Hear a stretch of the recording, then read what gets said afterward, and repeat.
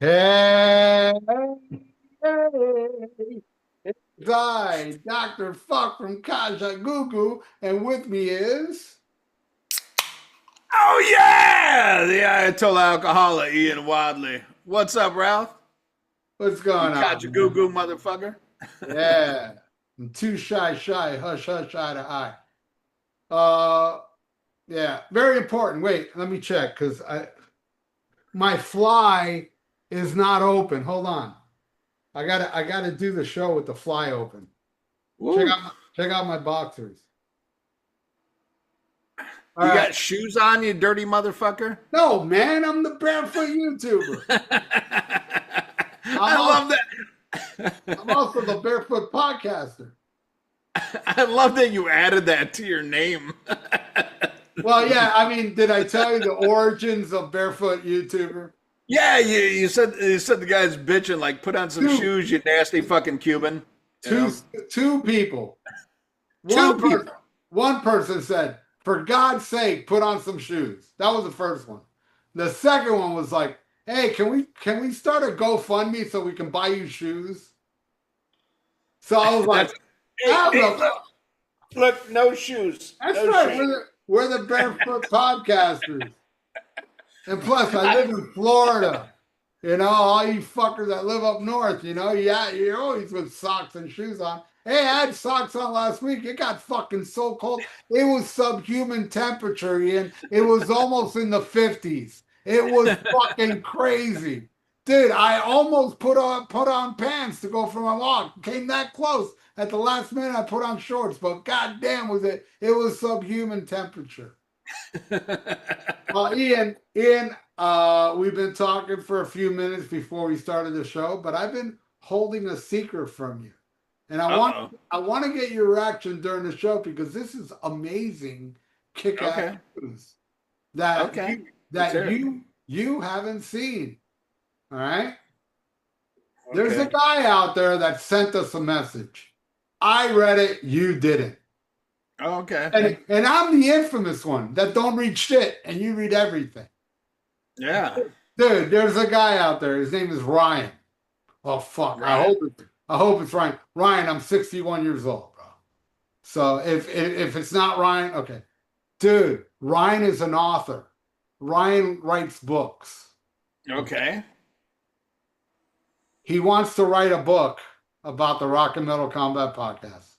Get the fuck out of here. And he wrote you a message. He copy and pasted, sent us the both same thing.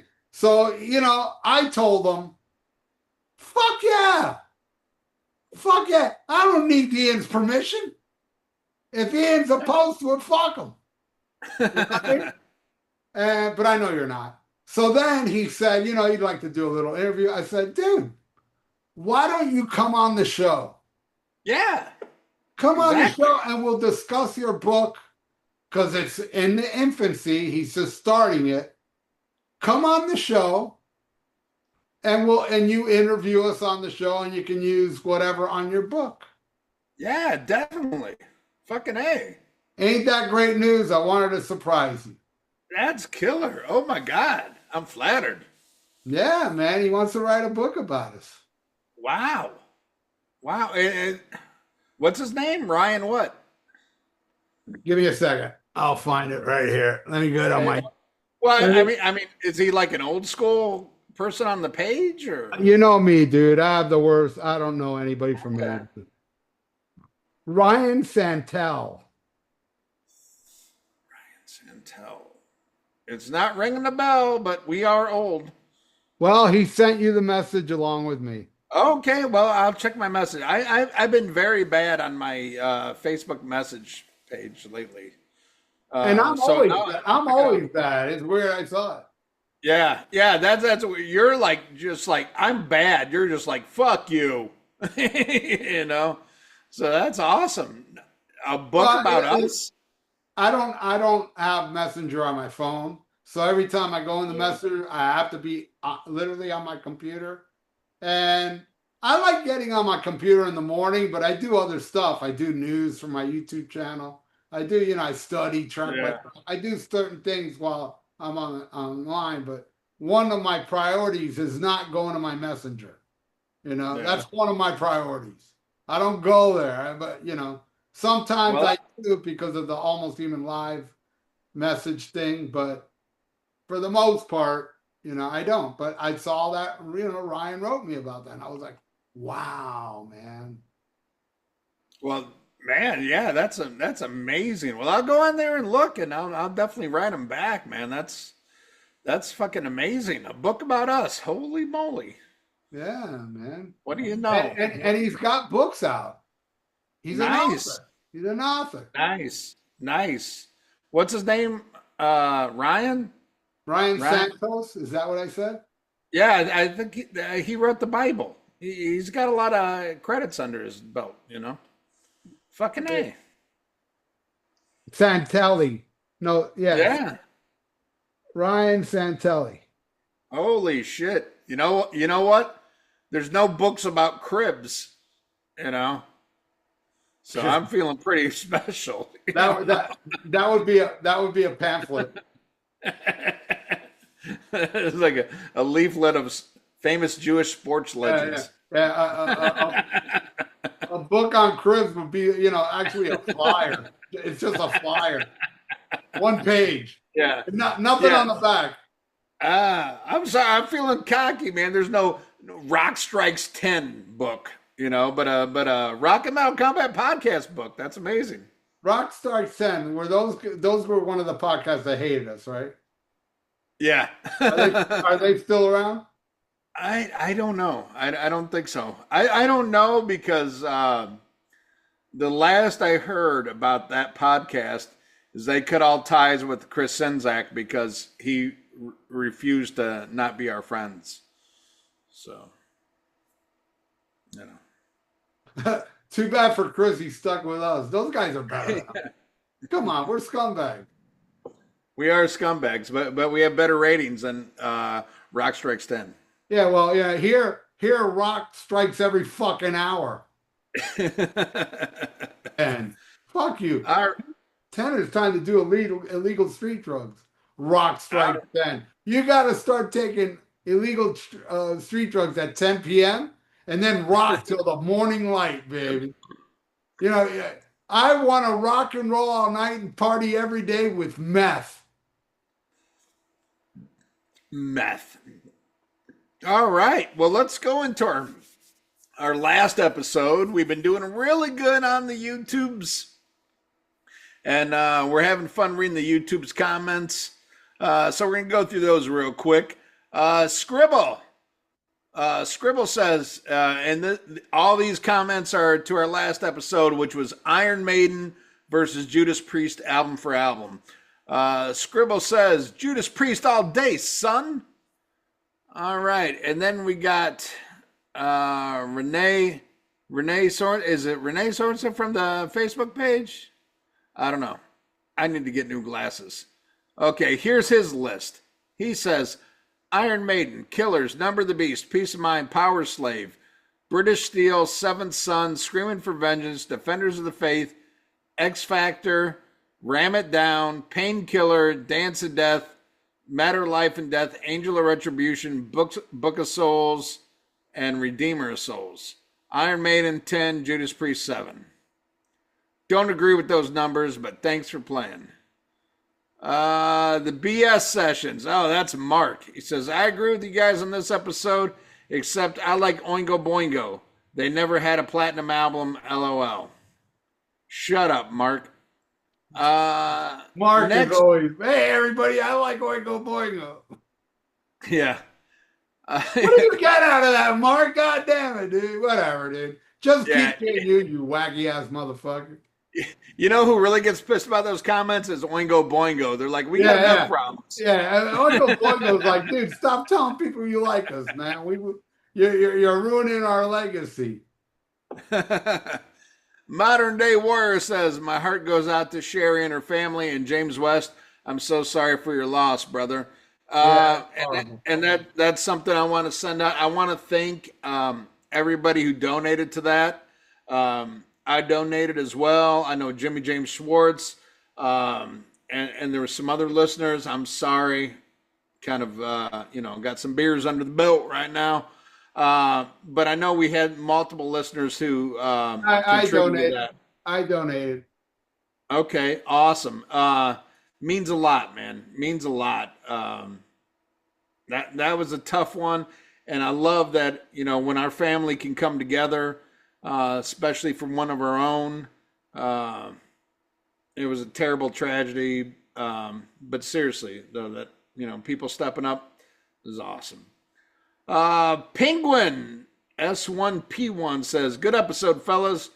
Episode idea: Sammy Hagar is full of stuff. Part 2, where you address all the bullshit and the lies from Spammy since the original episode aired." God, yeah, that could be a mini series because all that. Yeah, we pretty much covered it on every episode we did after that when we discussed Sammy Hagar in the news. So we've already talked about it on everything Sammy's done since then. We've talked about it already. Yeah, I mean, I think the best thing that we could put out there is just encourage our listeners. When you meet a Sammy Hagar fan, kill them. Hide the body. Kill their family. Just erase that shit off the fucking planet. Is what I'm getting at. Merry Christmas. John. Wait, Ian, Okay. hate to cut you off, but Go ahead. I just got a text message. From who? Oingo Boingo. Uh-oh. It says, "I agree with Ian. Kill every Sammy Hagar fan." Hey, it's a dead man's party. Fucking love me some Oingo Boingo. There I love little girls. They make me feel so good. you go. John Katsaustis, whatever. I'm blind. Now this is the toughest battle yet for me. Both Iron Maiden and Judas Priest are my all-time favorite bands. I got into both around 1986 at 8 years old when I really started to get into hard rock and heavy metal music. Iron Maiden got 7, Judas Priest got 10 in the album versus album. Excellent topic. Thumbs up indeed. Awesome, brother. Glad you enjoyed that episode. Thank you. Marty Martin says, Maiden is my favorite band, but I really like some Priest. The only one that I give to Priest is Screaming for Vengeance, my favorite Priest album. I would put that up against any of Maiden's albums.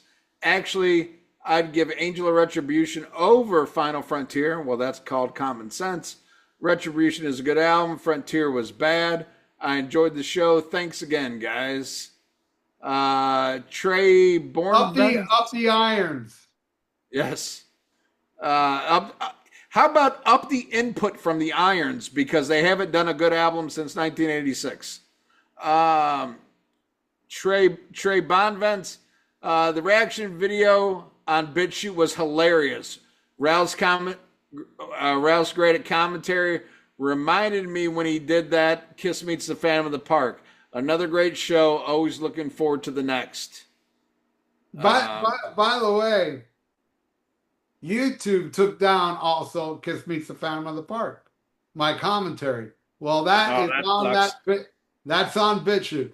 Back when I did have it on YouTube, back then YouTube wouldn't let you put a video more than 15 minutes, and I had to cut it in parts. Well, on BitChute, it's the whole fucking movie. So go check it out. It's on the same page as that Every Mother's Nightmare video. Nice. Heavy Metal Rules says, been a Priest fan much longer than a Maiden fan. The first 2 Maiden albums are untouchable, but Priest all the way for me. I'm also very sorry to hear about the loss of your friend, fan, and their kids. Keep rocking. Okay, right on, brother. Right on. Mick Fallon says, great episode. Wish it was longer. The debate on each album was brief, but I understand that you cannot do a 10-hour episode. I prefer Maiden, but Unleashed in the East is better than any Maiden live album. Maiden's best live album is Rock in Rio. You guys made me think how much Bruce owns those songs that Blaze first sang.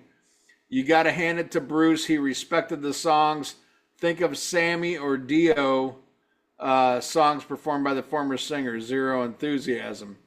Can you think of another singer who sang the former singer's songs and did them better live, took them to the next level? Yeah, I agree. I agree on that 100%, man. Fucking Bruce did amazing on those fucking those horrible, horrible fucking Blaze songs. He didn't do good on those Diano songs. I'm sorry. He just did it. I will say that I don't think I hate him as much as you, but I don't think he I don't think he bettered them. That's what I'm saying. I don't really hate it either. I don't want to go. I'm just saying, man. If you know, Bruce did Blaze better, yeah, but he didn't do Diano better. I don't think.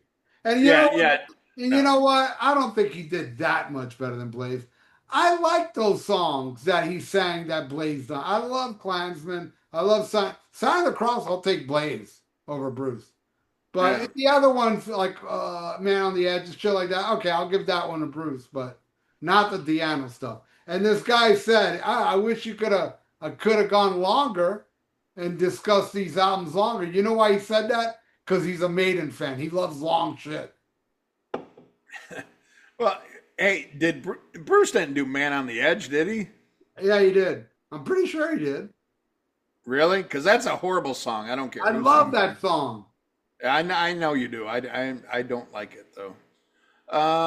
Let's see what else we got here. McFallon again. He says crazy leftovers from the gas station.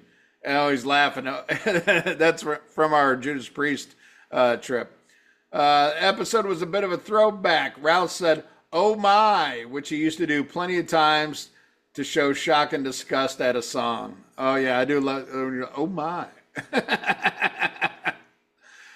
Zoo Station 69 says, I know you hate suggestions, but a good one would be all 8 Ozzy albums versus all 8 Zeppelin albums. Ooh.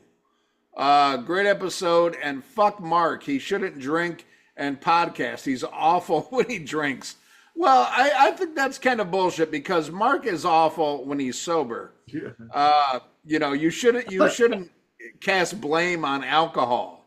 You know, Mark is just not good, but we love him just the same. And you shouldn't blame Oingo Boingo for Mark. yeah. Let's see. Wheel Factor says, you guys make me skip the Ass Eaters Anonymous meeting. Another stellar episode. Let's see. Ryan Russell says, congratulations on 400 episodes, brothers. Sammy Hagar's Full of Stuff brought me here in 2015, and I've been a member of the RMCP Army ever since. The Van Hagar episode was horrendous. Tough listen. I agree. Yep. The vibes were way off from the jump. I agree. A Maiden Priest episode was a perfect remedy for that train wreck. LOL. Love you guys. I've been pumping out episodes lately. Keep them coming. I think that's a great episode from a true fan, and what an incredible guest. Every time we have Ryan Russell on here, he's fucking amazing. I heard every day I walk to one of our older episodes, and I heard I think was this Soundgarden? I know I heard Ryan on one of our shows. I think it was a Soundgarden episode. Yeah, not sure. Joined us. Bad Motorfinger. I'm pretty sure. That was maybe. Maybe, I don't know. But I heard an episode with him recently. I've been listening to all episodes under episode 200. I'm going back like 10 years listening to these goofy ass episodes. Nice. They're all really good. They're all great. Yeah, our episodes are great, but I love that. I love though when our fans are honest. You know, when people are like, "Hey, that fucking Van Hagar album was unacceptable," because you and I felt the same, and I love that. Like, you know, you can be a fan of the show. Like, hey, there's so many bands that I love, but when they do something bad, I call them on it. And for people who call us on that fucking horrible Van Hagar episode, that lets me know you listen to it. You know what I mean? and you're not just fucking sucking our dick, you're like a true fan, like, yeah, that one was up. Well, in our defense, Ian and I was not the problem with that show. And I don't even know though, to be honest with you. I had like a lot of shit planned for that episode, and the vibe was so off, it kind of threw me off. So I could have been horrible on that one too. I don't know, because I didn't listen to it. I haven't listened to our episodes in I don't know how many years.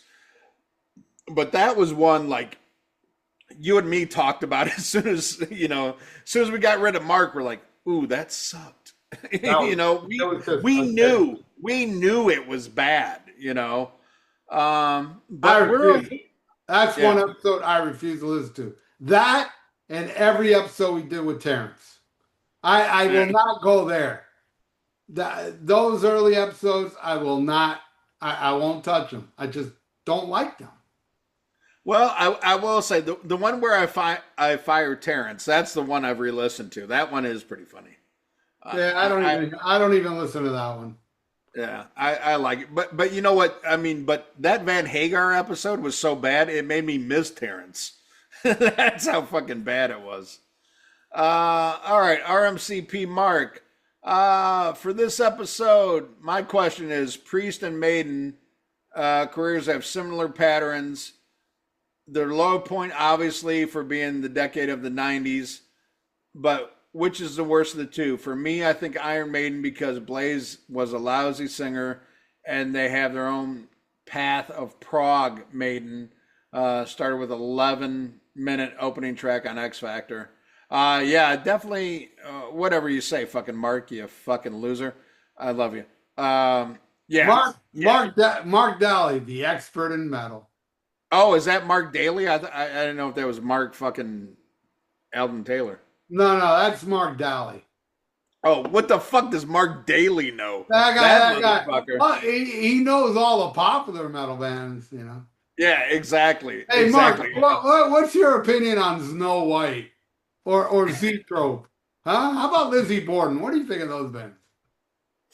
Yeah, that's too satanic for him. Yeah, you ask Mark about Bon Jovi. Or Iron Maiden and Priest, who sold millions. But hey, right. Mark Daly is a viewer, and I love him for that. And so what? He's a poser, whatever, Yeah.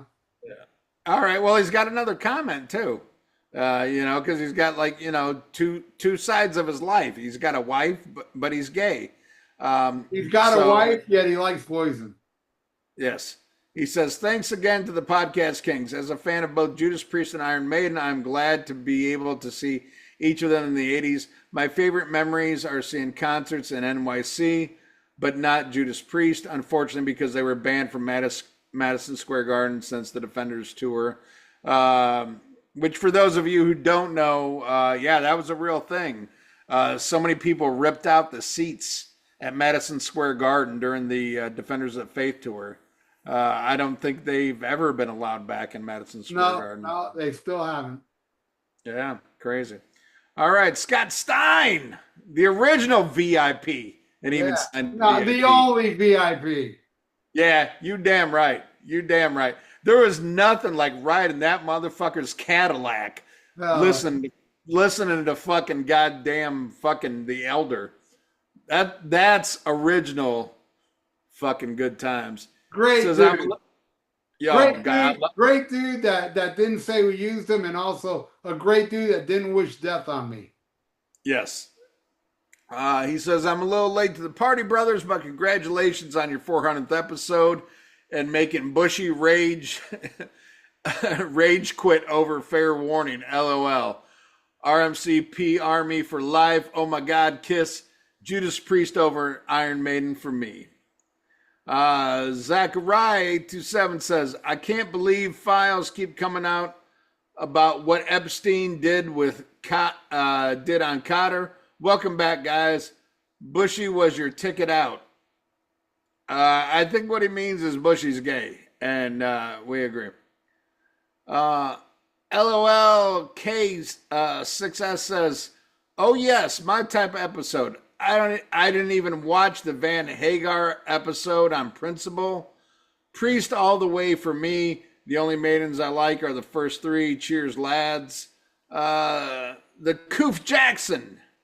And I like this guy. He's gay, but he participates. He says this is his ranking: Iron Maiden, Sad Wings of Destiny, Number of the Beast, Stained Class, Power Slave, Somewhere in Time, Point of Entry, Screaming for Vengeance, Defenders of the Faith, X Factor, Ram It Down, Painkiller, Jugulator, A Matter of Life and Death, Angel of Retribution, Book of Souls, Redeemer of Souls. Maiden 7, Priest 10. I'll give him that. Yeah, Priest should win. Rockstar Friends says, great episode. Two legendary bands. Rest in peace to your fallen friend / fan and her kids. Thank you very much, brother. Joseph Fitzharris. Two of my favorite bands with two of my favorite rogues. Cheers. And then he wrote something I can't read. Let's see. LGJR1. 128,000 copies sold the first week for Megadeth Countdown to Extinction. Which, great. Thank you. Thank you for that answer, because I said I can't remember what the fuck they sold. That's what they sold back in 92 that made them number 2. And if they would have sold that, this year, they would have been number 1. What was that? What was that guy's name? At LGJR1. Isn't that the TV you told me to buy? Yes. It's a great TV. Yeah. Gary 5642 says, hello again, friends. Rock and Metal Combat Podcast brings laughter, empowerment, and great music. The entire experience is tied together by this wonderful friendship of Ralph and Ian. Oh, he said Ralph and Ian. I love this program. That's a listener. He knows I'm starting not to dig that when people say Ralph and Ian. It's starting to upset me now. They should say Ian and Ralph, because you got to leave the best for last. Oh, see, there's no making you happy. I know, right? All right. King Igor says, this is easy. Iron Maiden destroys the great Judas Priest. Oh. Iron Maiden, this is funny. Maiden has 4 bad albums. The 2 Blaze albums, No Prayer and Fear of the Dark. While Priest only has 6 good albums. Screaming for Vengeance, Stained Class, Sad Wings of Destiny, Invisible Shield, Sin After Sin, Defenders of the Faith. And then he gives his ranking. But he already said, I love you, King Igor, but you've already admitted that you're stupid because you picked Maiden over the Priest. To me, dude, I ain't got nothing against him, but I'm calling him Igor. I'm not saying the great Igor, because he's not the great Igor. He's just Igor. I got nothing against him, but he ain't great. Yeah. I love you. Thanks for listening, brother. My fly is open. All right. Marcus Baustua says, holy Sammy Hagar again. Thank you guys for having the best shit to watch after work. Awesome. All right. Well, those are the guys who commented on the Facebook page. Any of you guys, man, if you're watching this shit, I'm seeing the numbers go up. I'm seeing, everybody's watching this shit, but hit that thumbs up, you motherfuckers. God damn it. You know what? And I also want to add a couple things that's going on on the YouTube page. We have an awesome listener that's making these little clips of old shows. Oh, that is amazing. And I've been putting one up a week. But every time I put up one up, I have a link to his YouTube page where you can see all the clips. One a week. Now, I found a folder in my computer of a lot of episodes, old school episodes with no music on it. So I'm going to transfer that to the YouTube channel for the weeks that we don't, when we take a week off. I'll have an episode to put up that week. And the next episode is a great one. Dude, I couldn't stop laughing listening to this one. Which one? Man, Slave to the Grind. Remember that one? No. That was that was with Scott Green, and I just ranked him the whole fucking show. I just Oh, kept making fun of that's him. not supposed to happen. And every time he'd say something, I'd be like, see, and I told you he wasn't funny. And he wasn't. Oh, And I just relentlessly attacked him. I'm walking around listening to that episode going, oh my God, I gotta share this on YouTube. This is Scott Green still alive? Has anybody yeah, talked to yeah. him? Yeah, he's doing a radio show on that.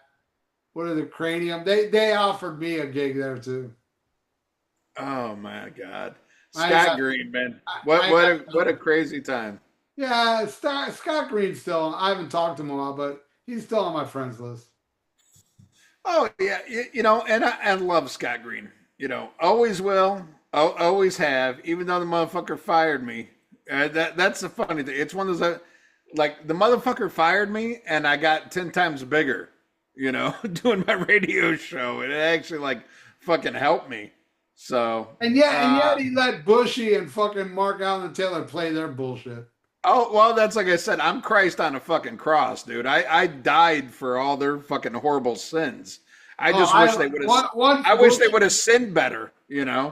Once Bushy and Mark were on that, I jumped ship.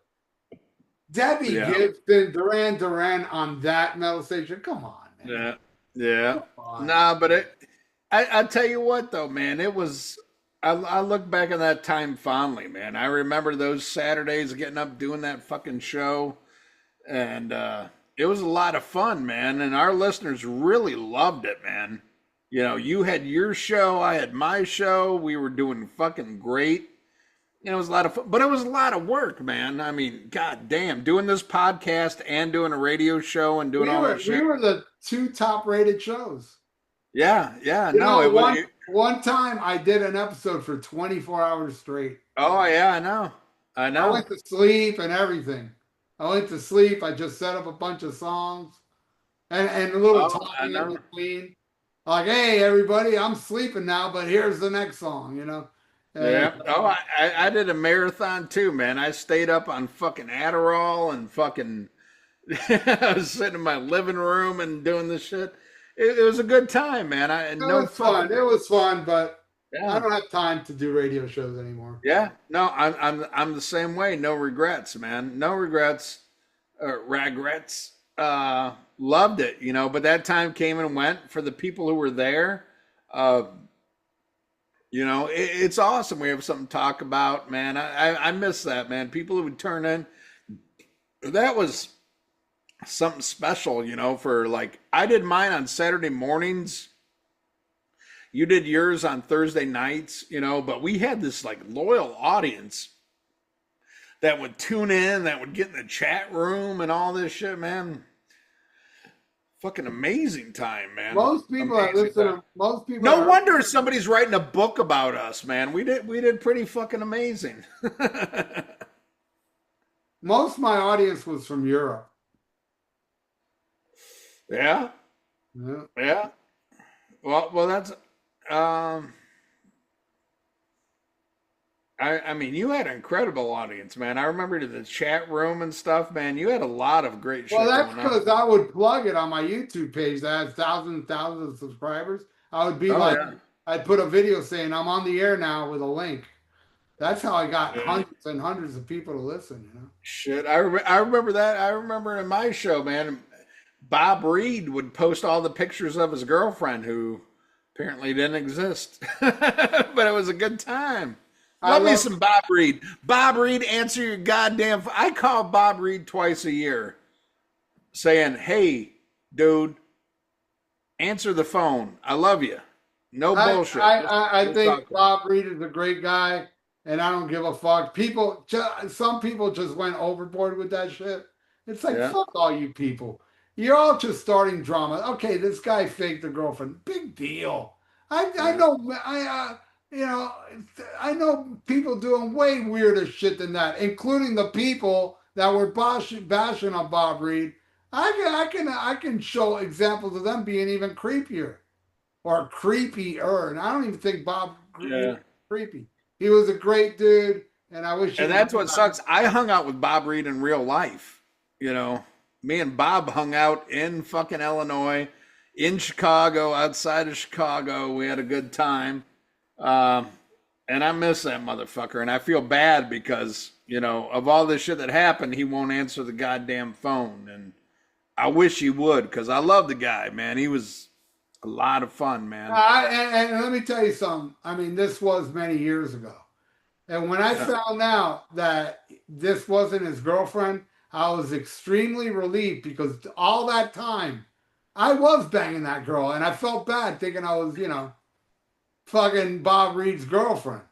I felt bad about that. And then I found out, oh, he was faking. I was like, oh, thank God. Yeah. I mean, I felt a little weird that, you know, he was the one talking me through some jerk off sessions, you know, but it is what it is, you know. Great He dude. got me off, you know, that's all I care. Great dude. All right. Well, here's something I am going to, and I talked to you about this before the show, and you're like, fuck you. I ain't coming all the way to Seattle to see this horse shit, but I'm going to go.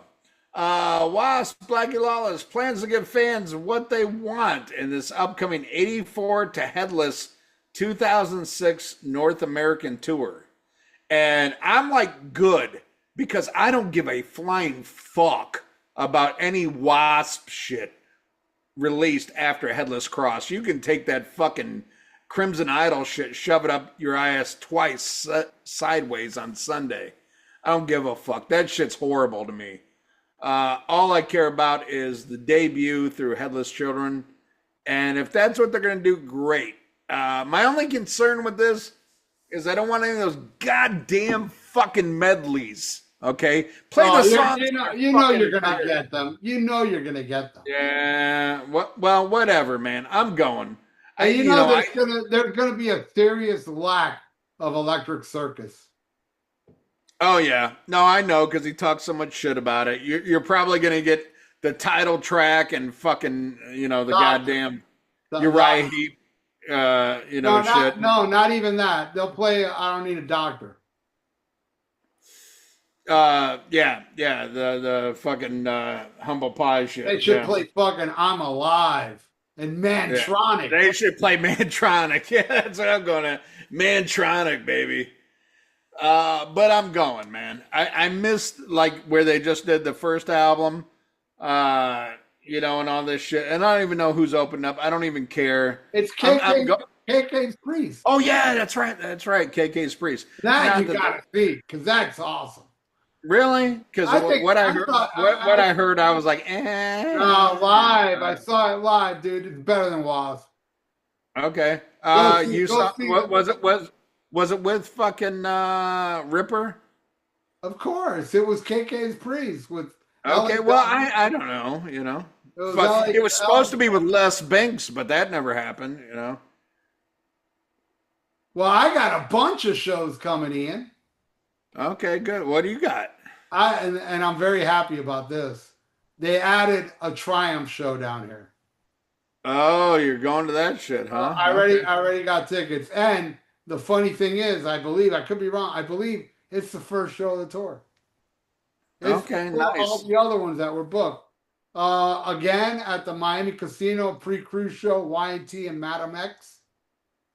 And, in the Madam X with Sebastian Bach? No, man, the real singer, the original singer. And the opening band is a Poison tribute band. I gotta get there early, and my fingers are crossed. They play "Mama, Let Me Go" to the show. and I just found out less than 2 hours ago, and this is great. Okay. The Smithereens are coming. Oh shit! All right, you talk about this, and I'm gonna come back and ask some questions. I gotta piss. Smithereens? What the fuck are you talking about? I'll be right back. The Smithereens are playing Boca Raton, which is about 90 minutes. It's on a Thursday, so yeah, it might be longer than that. I might have to head out there early, but I'm definitely excited about that. Another show I'm going to, I haven't got my tickets yet, but I am going to go to it, is the Black Crowes are headlining the Hard Rock. So yeah, I haven't got my tickets for that one, but I'll probably get mine, closer to the date. But I do want to go to that. I'm hoping my brother can get free tickets because my brother has this thing because he was in the military that the week of the show they give away tickets for like $8, and hopefully the Black Crowes will be on there. Like I saw Pantera because of that shit for free. I saw what was the one we just saw recently? Oh, Kansas. Yeah, Kansas tickets. I had Ted Nugent tickets. I saw all this shit for free. Jason Bonham, a bunch, and a lot of those shows are at the Hard Rock where the Black Crowes are playing. So I'm hoping he can get tickets to that. If not, then I'll buy it the week of the show. All right. All right. Who's singing for the goddamn Smithereens? It's some popular guy, but I forget his name. Is Like it Nick some, Nick Cave or some shit no, like that? no, it's some guy in part of the alternative scene that's well known because it's the Smithereens was so and so. Okay. All right. I'm going, man. Fuck it. No. I mean, I agree, man, but just get back to me. Let me know the logistics.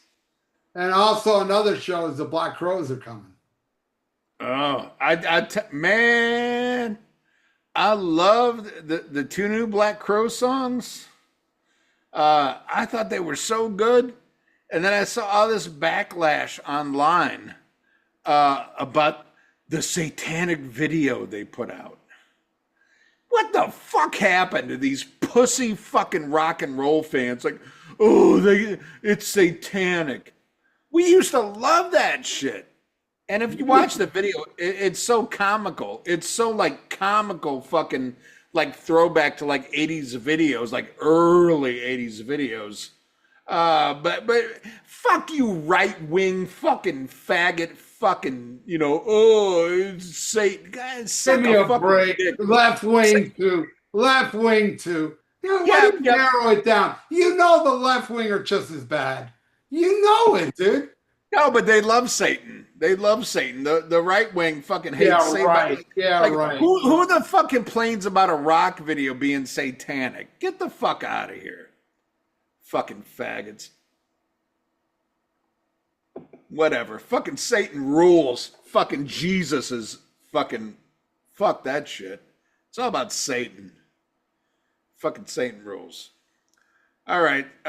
Speaking of Satan rules, what do you think about this bullshit? I saw you put out a video. I ain't seen it yet. Dee Snider backing out of the fucking Twisted Sister reunion. What do you think, Ralph? Well, initially, I thought, yeah, it makes sense. I mean, the guy's been busting his ass all these years. That it finally caught up to him. But then people left comments on my video that made me go, maybe that ticket sales were soft for the reunion. And interesting. I mean, I don't know how true it is, but people said that, and I thought, if that's true, then I can see it, because Dee Snider's a fucking poser. He's everything that I used to love. Rebellious. He was such a role model to me that he grew up to be a goddamn poser.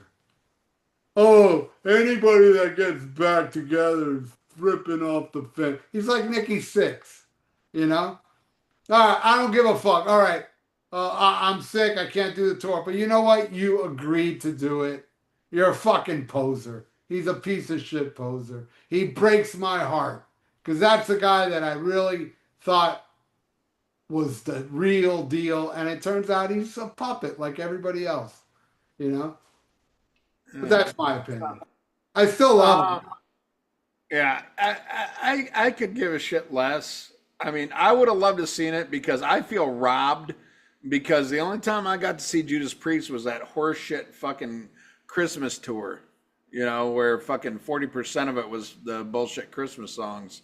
But you are way more of a fucking Twisted Sister fan than me. I think they're basically like Motley Crue, like one good album, that's it. I like three of their albums.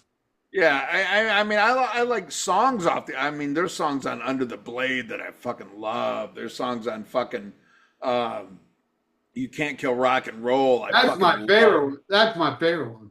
Right, right. But to me, it's all about fucking Stay Hungry, you know. And then you could pick like a couple songs off the other two albums and shit, you know.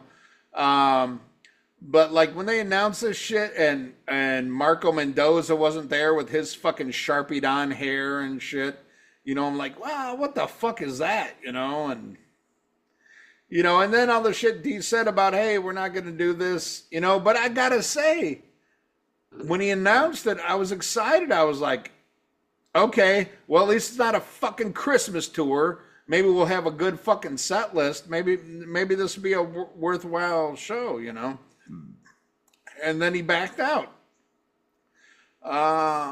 Whatever. I don't give a shit, Fuck it. Me Twisted neither. Sister. Twisted Sister is like a D level fucking band to me anyway. I'm a big Twist Sister fan, but I'm not sold on Twist Sister without AJ and Mark. It's not Twisted Sister. Well, what do you think about this shit? Like the possibility, which is never going to happen, but there's people talking about the possibility of, like Twisted Sister going out with like Sammy Hagar and shit. What do you think?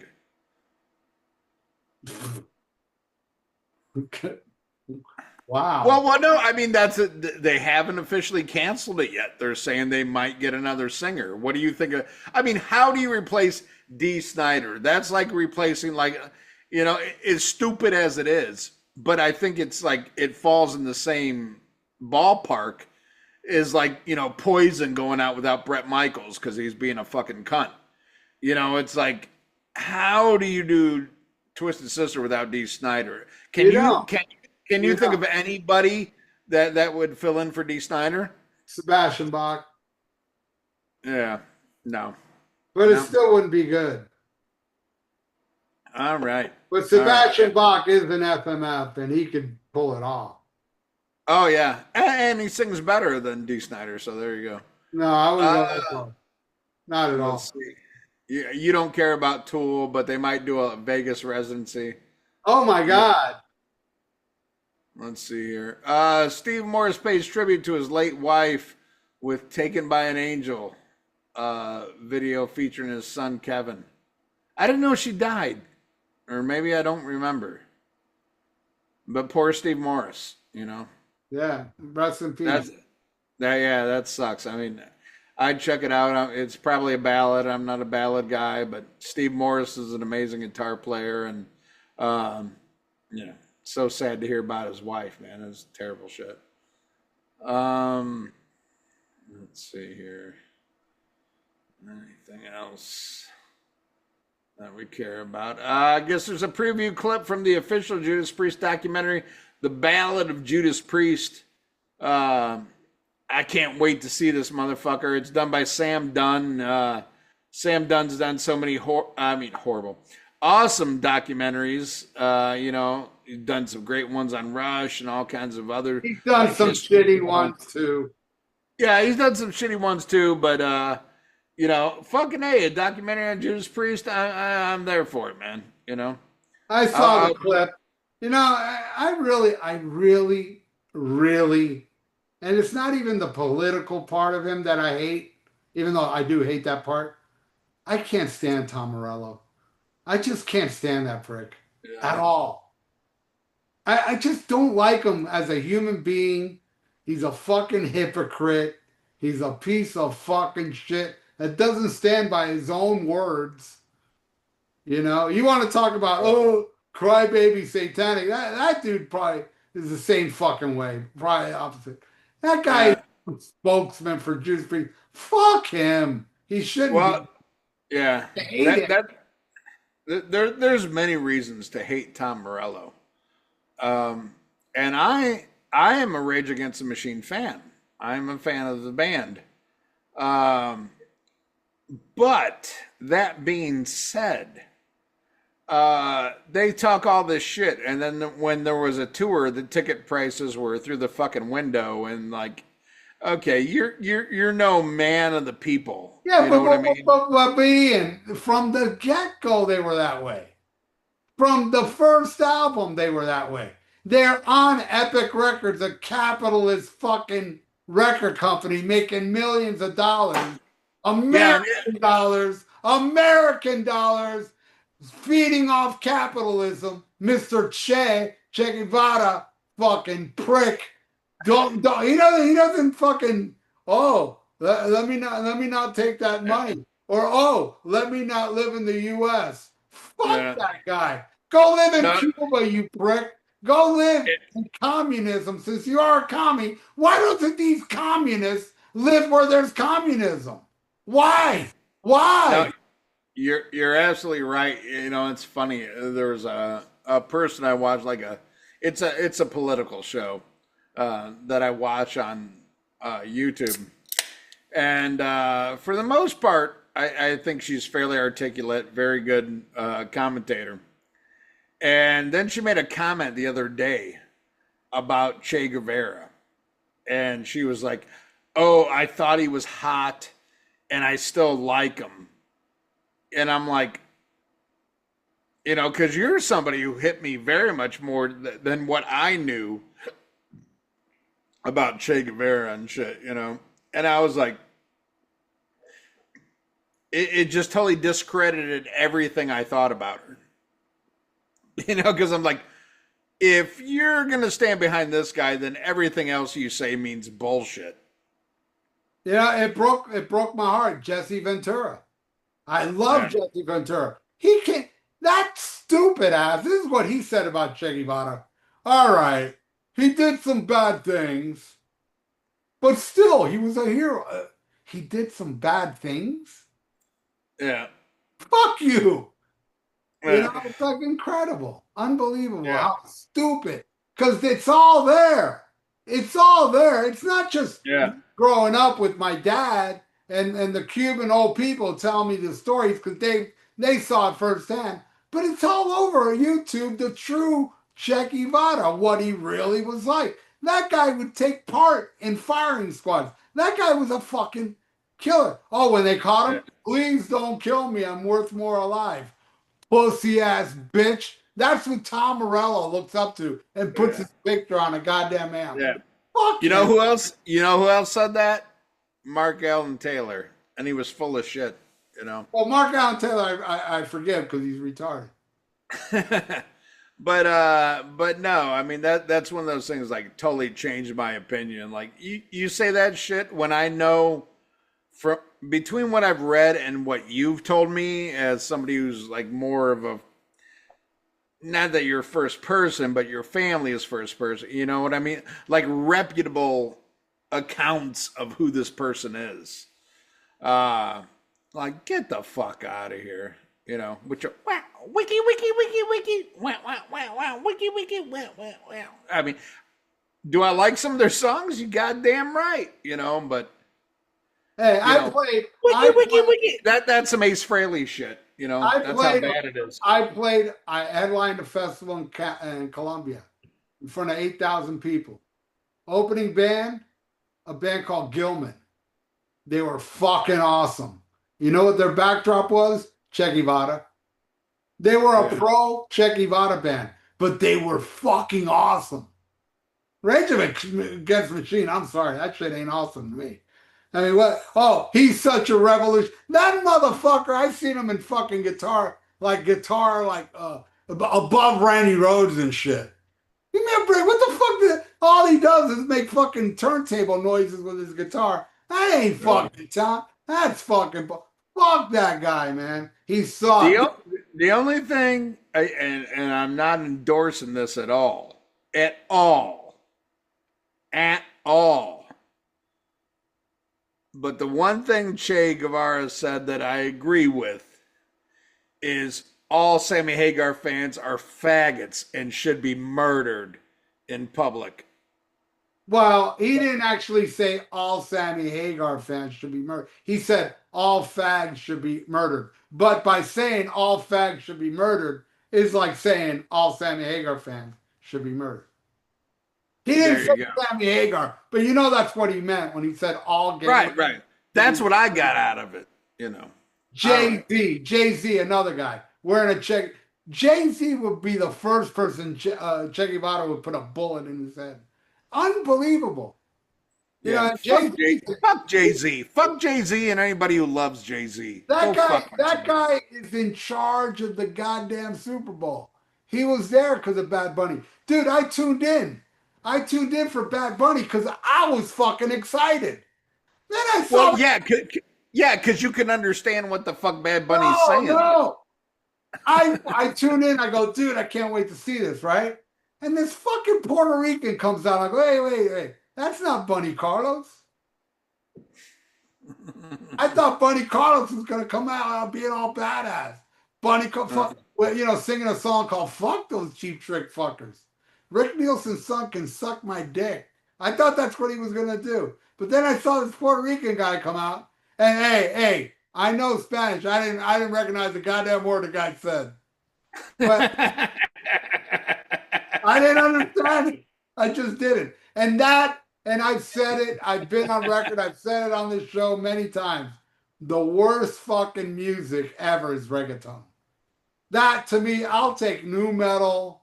I'll take fucking, well, I don't know if I'd take reggae. Reggae and reggaeton are right there with each other. I mean, I'd rather listen to country bumpkin bullshit than I'd rather listen to Dolly Parton than fucking Bad Bunny. You All know? right. Well, speaking of weird music, what did you think of Down's cover of Dr. John's Horrible. I Right hated it. Place in the Wrong Time? I hated it. I hated it. I thought it was a joke. What? Why are they dressed like that? It's not Down. You're trying to be humorous. You're not a humorous band. It All doesn't right. work. All right. Well, I'm going to give you my opinion on this. Um, you could say all that, but as somebody who spent a long time in New Orleans, um, it was very New Orleans. Dr. John is very New Orleans. Down is very New Orleans. Um, how they dressed up was an homage to Dr. John's appearance on Midnight Special. The whole thing where like Kirk Weinstein's doing fucking Wolfman Jack and all that shit. So there's a lot of things. If you know your history, it's very New Orleans. They released it in honor, it was like a Mardi Gras celebration. That being said, wasn't a big fan of it. Wasn't a big fan. I love the original song. I love me some Dr. John. Love Dr. Well, John. you know what? I did recognize the song, and I recognized Down was doing it 100 times worse than the original. Even though I'm not a big fan of the original, I thought the way they did it was fucking weak. And they were trying to be funny, and it just didn't work. Um, I think if you know the history of the song, I think the humor hits a little bit more. Um, but it's not what I want out of Down. I will say that. I will say that. I didn't hate it, but I wasn't in love with. Like when I found out they were releasing a new song, I was like very excited, very excited. I mean, I know all of these motherfuckers. I've hung out, got drunk with all these motherfuckers in Down. But on the flip side, as being a New Orleanian, I get what they were doing, but I think for the masses, they're not going to get what they're doing, and it's still not what I want out of Down. But I appreciate it for what it was. Yeah, right. I don't get it because I'm not a dickhead jelly cake like you New Orleans fucking Homo sapiens. There you go. All right. Let's see. What do we got here? Anything else that's interesting? Ross the Boss has ALS. Yeah. Well, that's what you get when you play fucking shitty metal. No, that's not right, dude.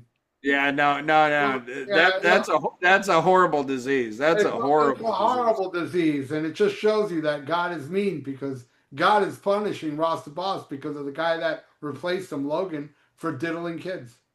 That's not true. That's not right. God got the wrong guy. God gave the wrong guitar player ALS in Manowar. Yeah. See, that Logan guy deserves ALS. It's fucking sad. You know, I had Ross the Boss on my channel not even a month No, ago. I heard about that. And I And heard that's where he first caught it. yeah, You know, from Wayne Noon, is where he caught that horrible infliction. was Wayne there? I don't remember. But yeah, no, it's And Ross the Boss is a legend, dude. That guy was in the Dictators before the Ramones ever came in. right, and The that's what I was Dictators, getting at. the Dictators, you know, you listen to that first album, it may not be as punk as the Ramones, but it's as punk as the Stooges. Yeah, but you know what? The Dictators is better than fucking Manowar. I'll tell you that. No, I beg to differ on that one, All buddy. right. All right. Well, that's why God, inflicted them. But no, that sucks, dude. ALS, man. I would wish that on Sammy Hagar. I would not wish that on Ross the Boss. I'd wish that I would not wish ALS on Every Mother's Nightmare. But I would wish it on Sammy Hagar. I wish it on Logan. Okay. And Tom Morello. Yeah. But man, you're very hard on Logan when, everybody else in that band is a kitty fucker because only kids would listen to that fucking music and they fucked them out of a good band and good Logan music. was a damn good guitar player though. That kitty diddler did jam. Let's see what else we got here. I thought it was Wayne Noon, but it was Tom Dolan from fucking Venom Inc. They got the same bald fucking head. I love me some Wayne Noon, bald-headed fucking prick. Power metal playing motherfucker. I'm not gonna say who, but I know like a famous musician to us. And I invite him on Almost Human Live. He's like, "Oh, you're gonna have that bald fuck there?" No, I'm not doing it. Are you serious? Yeah, and I was like, "Come on, man! Why do people hate Wayne so much?" Wow. You know what? If I was Bobby Gustafson, I would say fuck him too. It wasn't Bobby. Okay. All right. Let's see. I'm trying to find anything else I fucking care about.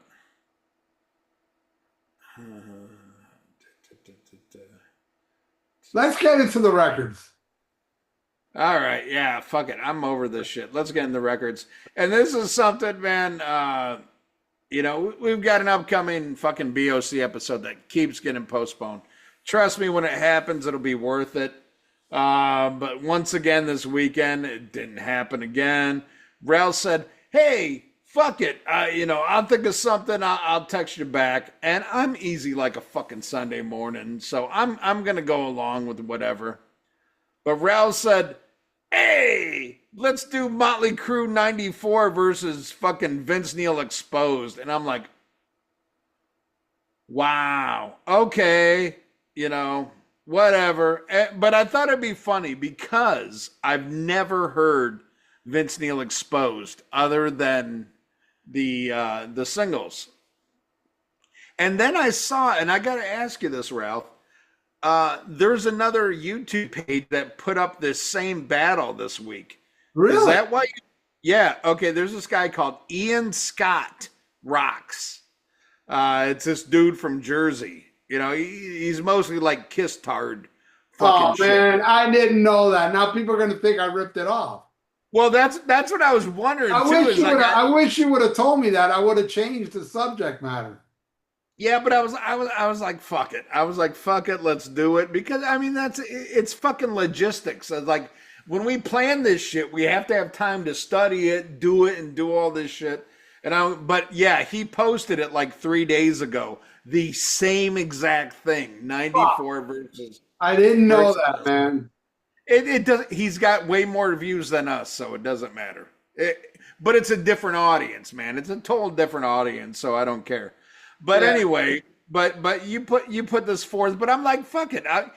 The thing that intrigued me was I never bought and I never listened to Exposed. I only knew the two singles. Um and the 94 Motley Crue album, much to, Ralph's chagrin, it's one of those albums I don't like as much as I used to. It's just, it is what it is. I liked it when it came out. I still like it to a degree, but I don't like it nearly like as much as I used to. What the My fuck's taste. a grin? What do I care? Well, no, but like, okay, so you have this thing like it's okay if you didn't like it, then now you like it, but it's not okay if you liked it, now you don't like it. I never said that. I just said that's how your generation is.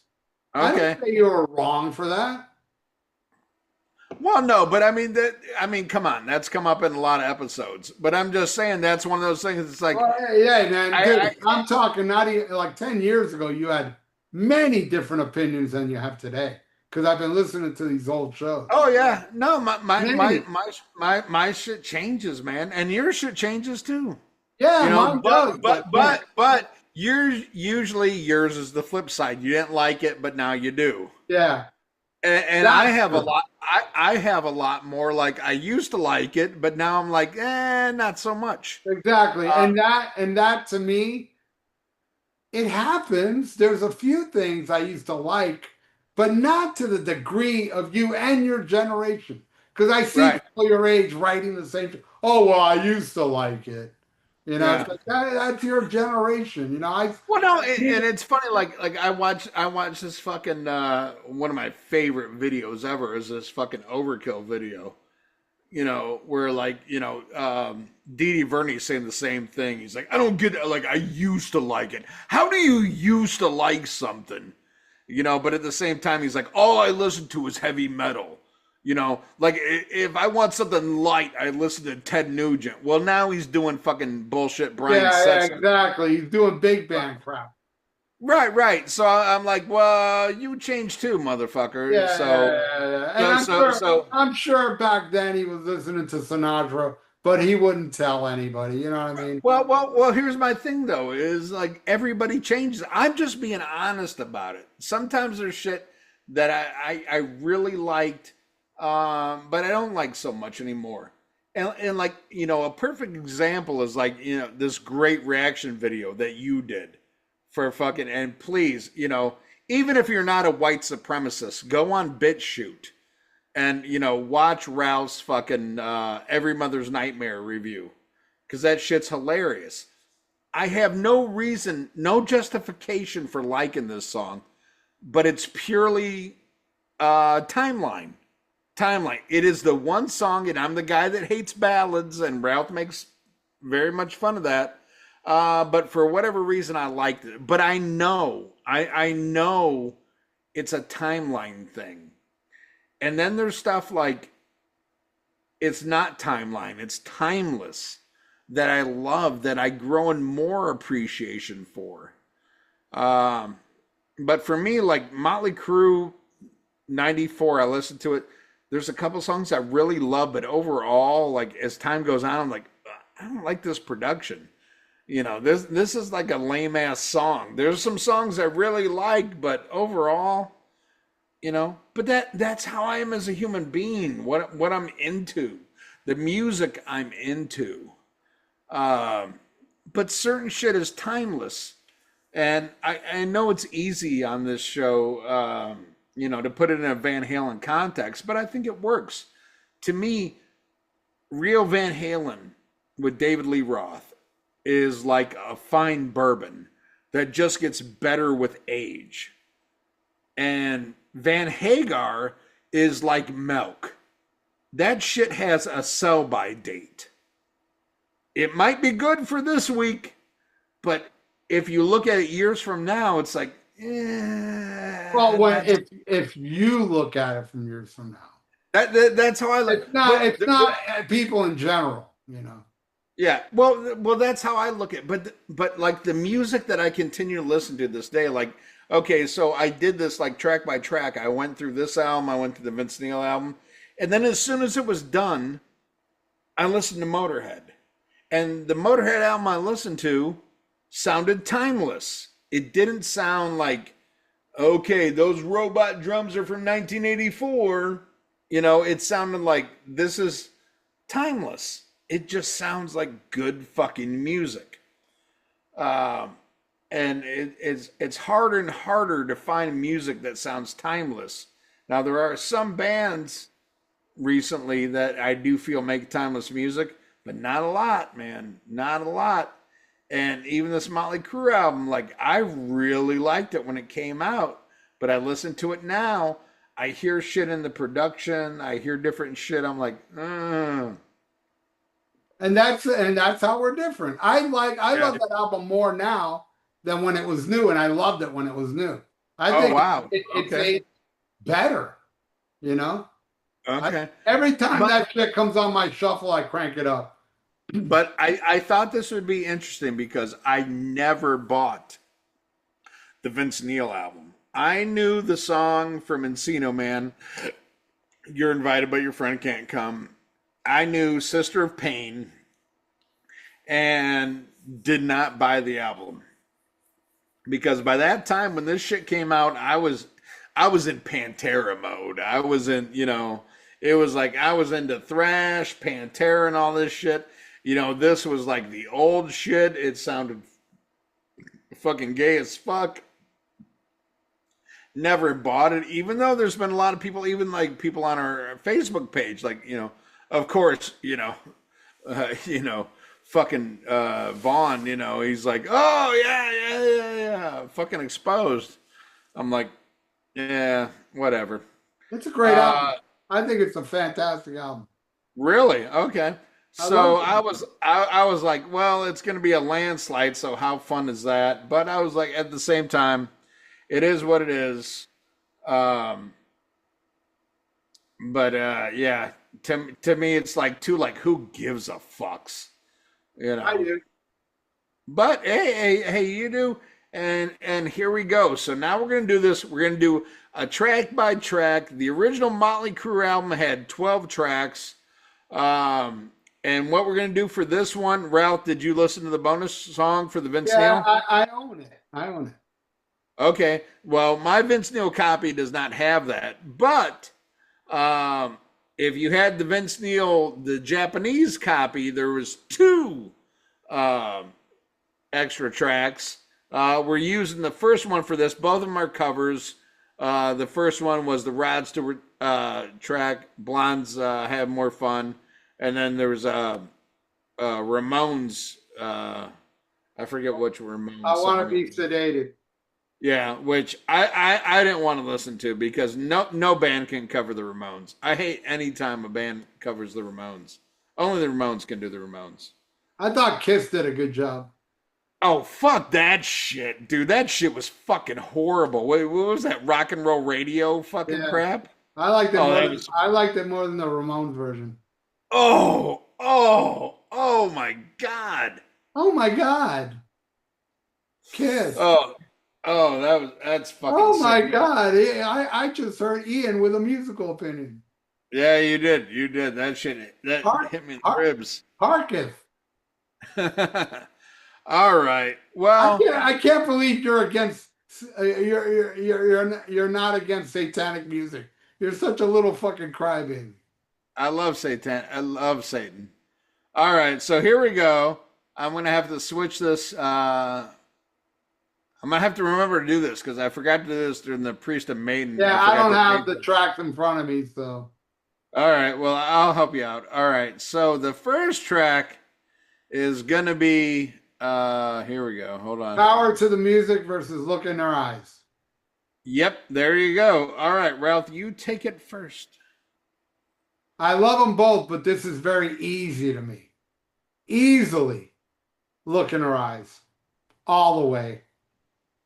An easy win. All right. I give that to Vince. All right. Hold on. Uh, It's hard to do this shit when I'm drunk. So I'm trying to change the picture. All right. Damn it. Just pick a song, dude. I know, It's that Ralph. air. I ain't editing none of this. Just pick a goddamn song. Fuck your background. Put your background when I talk. All right, here we go. I'm trying to do a background. Here we go. Ah! Vince wins. Vince wins. I'm surprised by this. Like, I really thought, like, because I knew the Motley Crue record, didn't know the Vince shit, but I just assumed, like, everything on this Vince album was going to be like Sister of Pain. You know, like, ugh, like bottom barrel fucking Motley Crue. And Power to the Music is one of those, like, I used to like it a lot more, but nowadays I'm like, and that's how I am with Motley Crue 94, is there is a couple songs on there that I fucking just love, and I think it's the best shit Motley Crue ever did. Not that that's saying much. And how could fucking, Vince Neil ever replace that shit? But this one, holy shit, I really like this song. I was like, it's just as different from Motley Crue as Power to the Music is. But I think this is a stronger song, man. I fucking dig it, man. I love it. So Vince gets the first point. And then the next one will be Uncle Jack versus Sister of Pain. All right. So now here we're going. Motley Crue. Uncle Jack. Probably my second favorite track on the album. I love this one. I love this ode to getting fucked by your uncle in the woodshed. This is just phenomenal. Again, the production on this, and this is what's funny, is Bob Rock produced, the Motley Crue 94 album. Ron Nevinson did the Vince Neil album. I think the Vince Neil album sounds better than the Motley Crue 94 album overall. There's something about the production on the 94 album that is just plastic. Like, I am from the CD age. It just totally sounds plastic, where the Ron Nevinson production on the Vince Neil sounds more organic to me. But we're going song for song here. Sister of Pain sucks fucking ass. This is a fucking, damn Yankees fucking song in all reality that Vince Neil's singing. Uncle Jack is a great song about being fucked in the ass by Mark Allen Taylor's uncle. And I dig it. I love it. What do you think, Ralph? Uncle Mark. Uncle Mark! No contest, of course. Uncle Jack. That's my favorite song off this album. I don't hate Sister of Pain, but I don't really love it either. It's kind of just there. It's a song that definitely would have been much bigger if it was released like around Girls, Girls, Girls. Because that song is better than just about anything on Girls, Girls, Girls. But that's not saying much. Uncle Mark. Uncle Mark wins, man. I mean, it's my favorite track off the album. And it's actually an easy win. There you go. All right, what's next? It would be Hooligan's Holiday versus let's see here. Can't Have Your Cake, maybe? Can't Have Your Cake, yeah. Yeah, I gotta go Hooligan's Holiday, my second favorite song off the album. Can't Have Your Cake. It's kind of like Sister of Pain, kind of just there, not bad. I don't think it's a bad song. I wouldn't say the song sucks, but, and a little tidbit, he made a video for this a song, And in the video is Pamela Anderson, and the rumor is Vince was fucking Pamela Anderson at Yeah, this. no, that's true. That's true. He fucked her before Tommy. Yeah, so this was before Tommy, and they met on this video. I think they met on the video. And yeah, Vince Neil's all over her in the video. So, but yeah, it's a good song. But man, Hooligans Holidays it's a mind bender song. I fucking love that song. I picked Motley on that one. All right. Well, let's see. My pick right here. Uh, Gotta go with the same, dude. Fucking Hooligans Holiday. It's in the top 5 best Motley Crue songs of all fucking time. And you're going against fucking Can't Have Your Cake, the fucking 4th single that didn't even get released in the US. Get the fuck out of here, man. Fucking Hooligans Holiday is a fucking masterpiece. Like, if the rest of the album sound like fucking Hooligans Holiday, we'd be in a lot better shape, you know, and probably Vince Neil wouldn't be back in the band because it's the best. It's the best. There is nothing else on the fucking Motley Crue album that can even touch this shit. Fucking amazing. All right, let's go to the next one, which is Misunderstood versus Fine Fine Wine. Oh, that one's easy for me. Yeah, that's easy for me too. But maybe not for the same reasons you think. I think Misunderstood is overbloated. It's trying too hard. Like, we got to have the Wham Wham single. But it's light years above Fine Fine Wine. That is some fucking horrible fucking shit. But there is 3 try hard fucking ballads on the Motley Crue record. 3 fucking try hood, like, hey, we're gonna redo fucking, Home Sweet Home shit. But even like a failed attempt is much better than Fine Fine Wine. What a piece of shit. Motley Crue gets the point. What do you say, Ralph? Yeah, I'll give that one a Motley Crue because Wine. Fine, what is it? Fine Wine? What's it called again? Fine Fine Wine. Fine Wine. That sounds like a song that Damn Yankee said, no, we're not putting that on the album. All right. Well, you take the next one, Ralph, which would be Love Shine versus The Edge. Oh, definitely, without a doubt, The Edge. That song, man, Steve Stevens, what he does on that fucking song. Steve Stevens is definitely the highlight of that tune. Holy crap, the guitar playing on The Edge and just the riff, it's heavy as fuck, man. Love Shine, I don't hate the song, it's whatever, but easily, Vince, easily. All right. Well, we differ here, but it's close. I really like The Edge. I was blown away. I did not expect anything that good on a Vince Neil solo album. Honestly, I was like, man, pretty neat. And it's all over the place, man. There's all kinds of different shit in that fucking song. But Love Shine, I would say, is the one Motley Crue ballad on the album that I believe. I find Misunderstood very forced.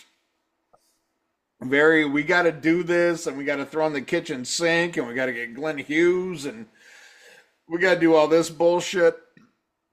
Where Love Shine just seemed natural, It's like 2.5 minutes. Very nice. I love it. It was close. It was very close, but I'm going to give it Love Shine on this one.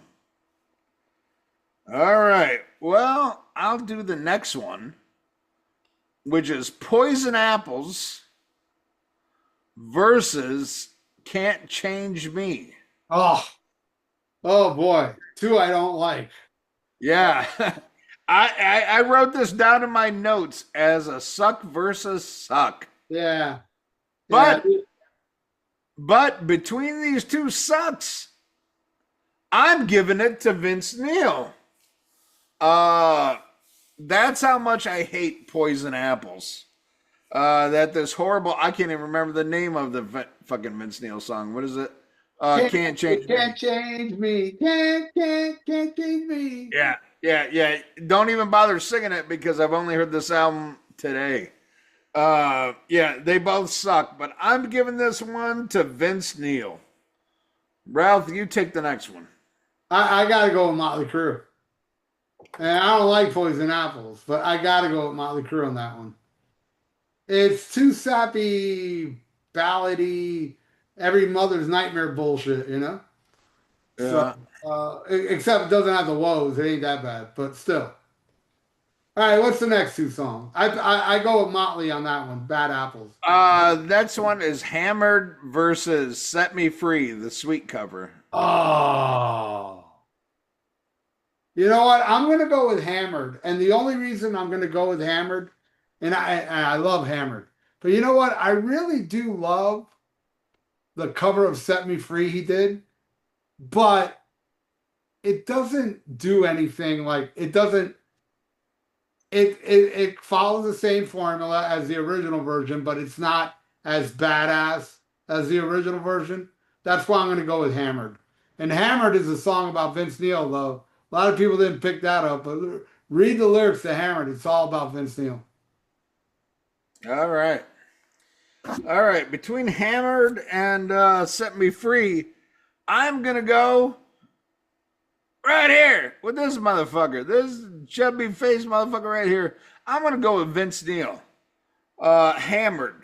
Here's the thing. It's ham-fisted fucking Mick Mars versus double vocal track Vince Neil.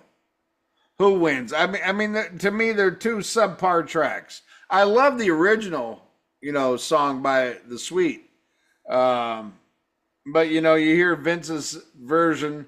You got all like the fucking echo on the vocals. It reminds me of like, Bo Hill talking about how he had to do 5 tracks for Stephen Pearcy, which I love. Stephen Pearcy has way more of a manly voice than Vince Neil. When I hear Vince Neil, I think about your video for, Every Mother's Nightmare. Vince Neil always sounds like a baby, starting to cry. He's got that whiny fucking bitchy shit. And as he got older, everything's like triple, quadruple track to cover up for the fact that he can't sing anymore. But on the Motley Crue song, it's like it's just another shitty fucking Mick Mars. Fucking Mick Mars is so fucking whatever. For somebody who did like the most amazing solo on Home Sweet Home and played great on fucking Shout at the Devil. Everything else he did sucked. It's like fucking CC DeVille level fucking crap. Mick Mars, while I feel sorry for him as a human being, I don't feel sorry for him as a guitar player because I think he's so fucking substandard. I think it's you know what, dude. Here's a controversial thing I'm going to say. I didn't think of this till now. After Shout the Devil, I'll take CC DeVille over Mick Mars. And I'll tell you why. Because at least CC doesn't slide guitar. Yeah. And that's my thing. Like when I heard this one, I was like, what killed it for me is my favorite member of Motley Crue is Mick Mars. I'm listening to the guitar on this. I'm like, yeah, I'll take the fucking Sweet cover, And the Sweet cover's not bad. Whatever. I think who does a better version is Heathen, the thrash band. Yeah. They do a better version of Set Me Free. Still not as good as the Sweet, but better than Vince Neil's version, in my opinion. Plus Mick Mars didn't play child support. He hates his children. But All right. they're not children anymore. They're in their 80s. Yeah. All right. So now we go to number 9. Or wait a minute. Or are we at 7? Hold on. Hold Okay. Yeah. on. No, we're at 8. We're at 8. Death Do Us Part versus Living is a Luxury. All right. All This right. go ahead. This one was fucking hard as shit. To Death Do Us Part is probably in my top 3 on the Motley Crue album. It would probably be number 3 on my Motley Crue. But Living in Luxury, I was really surprised of, even though it's all over the map, man. It is like, it's fucking weird as shit. You know, there's all this other kinds of shit. But between the two, gotta go Crue. I gotta give this one to fucking Till Death Do Us Parts, but it wasn't easy. What do you think, Ralph? I don't like the Death Do Us Part. It's there's 3 songs I don't care for. Wow. Poison Apple, Till Death Do Us Part, and Dropping Like Flies. I like the rest of Wow. it. That's the only 3 you don't like? Yeah, I love the rest of it. Oh, wow. Living a Luxury is the best song off Exposed, in my opinion. The best song. Good song. It's my Good best, song. it's my favorite song off the album. So it's an extremely easy win for Mr. Vince Neil.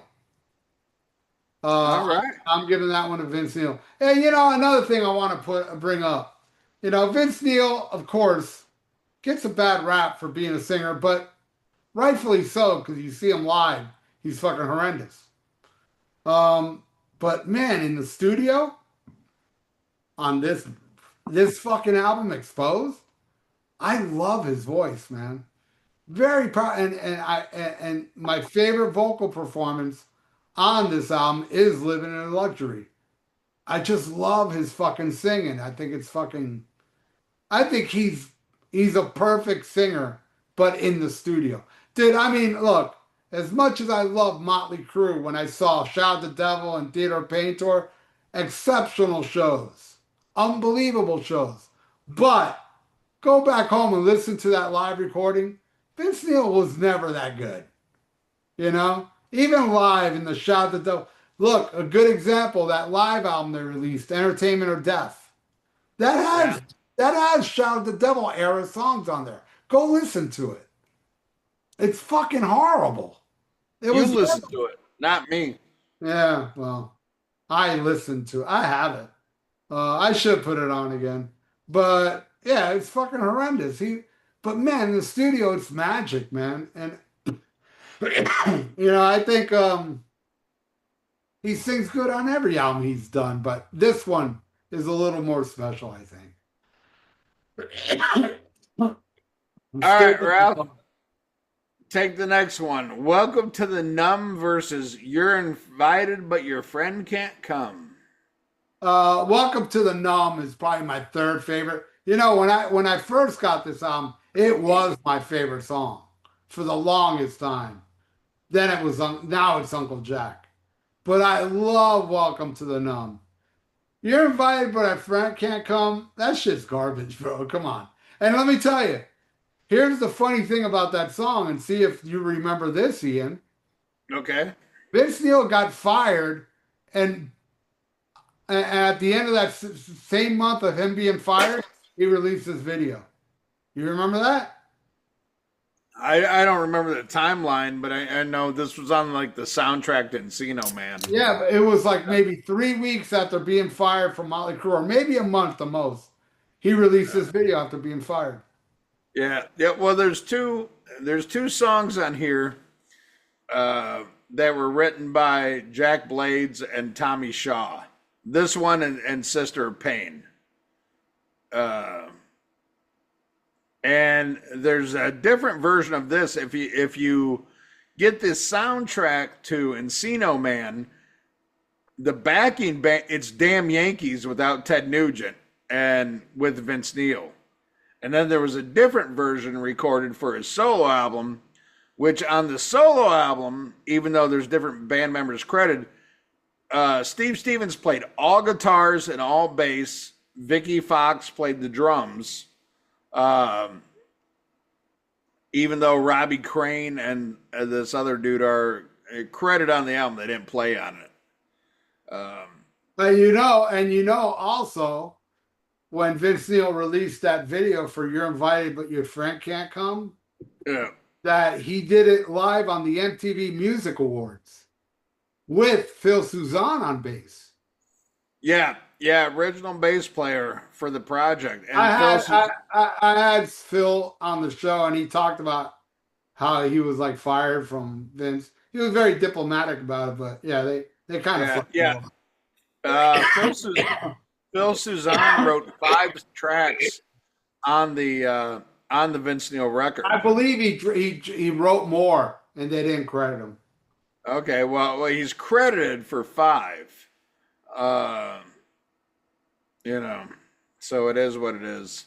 But a lot of my favorite songs on the album were ones that where Phil Suzanne had a credit, But he was a great songwriter. I mean, he wrote one of the best Ozzy songs ever was "Shot in the Dark." So Fuck yeah, best song on that album. fucking a right. And I gotta say, "Welcome to the Numb" to me is kind of like beefed up Aerosmith. I really love that song. Right. And I'm not a big fan of harmonica. I love the harmonica in that song. So here we go. This is my review on this. I love both of these. I love both of these songs, man. And I would say "Welcome to the Numb" is in probably. I would have to reassess my top 3. Probably my top 3. But between these two, I'm going Vince, man. And it's because of the harmonica. I hate the fucking harmonica on "Welcome to the Numb." I love the song, hate the fucking harmonica. But there is something about "You're Invited but Your Friend Can't Come." It's so fucking stupid. It's so fucking stupid. The song title, everything about it. But you know what, Ralph? It's like how you like glitter. You have no defense. You have no defense. Yeah. There's nothing anybody can say that justifies that horrible decision, but you like it. That's how I am with "You're Invited but Your Friend Can't Come." And "Without You," by the way. Yeah, yeah. Well, no, I like "Without You." You don't Yeah, like but it's ridiculous that you like. Right, It's right, yeah. ridiculous. It's ridiculous. I like glitter. It's ridiculous. You like "I Want You." Yeah. And it's even more ridiculous that I like "You're Invited but Your Friend Can't Come." I think "You're Invited but Your Friend Can't Come" is way better than "Without You." Yeah, I don't know. It's one of the I love fucking Mick Mars' horrible slide guitar on "Without You," but okay, so you got to keep this in context. Ralph and I were listening to music when this shit came out. So I remember seeing the video for "You're Invited but Your Friend Can't Come," and I was like, yeah, no. Because I was already over in Motley Crue at that point, man. This is a time like a fucking vulgar display of power. Like all this other thrash shit, this great fucking metal shit was out. I'm like, yeah, fuck this fucking gay ass fucking bullshit. But that being said, I still did like this song. I was like, I like this, but I'm not buying it. So I never bought Exposed. I never heard this album until today, getting ready for this review. And, all things considered, I probably wouldn't have bought 94 if it wasn't for Hooligan's Holiday. Because I'd already known Karabi from the Scream. I saw the Scream on fucking Headbangers Ball, and I thought the Scream fucking sucked. Whatever video they had, I thought it was fucking horrible. Fucking horrible. I'm like, you're replacing Vince Neil with this guy? Get the fuck out of here. And then I saw the video for Hooligan's Holiday. I was like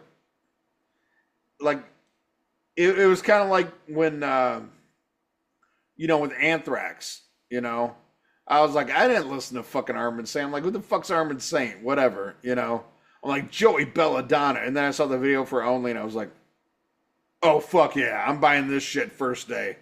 This shit's fucking amazing.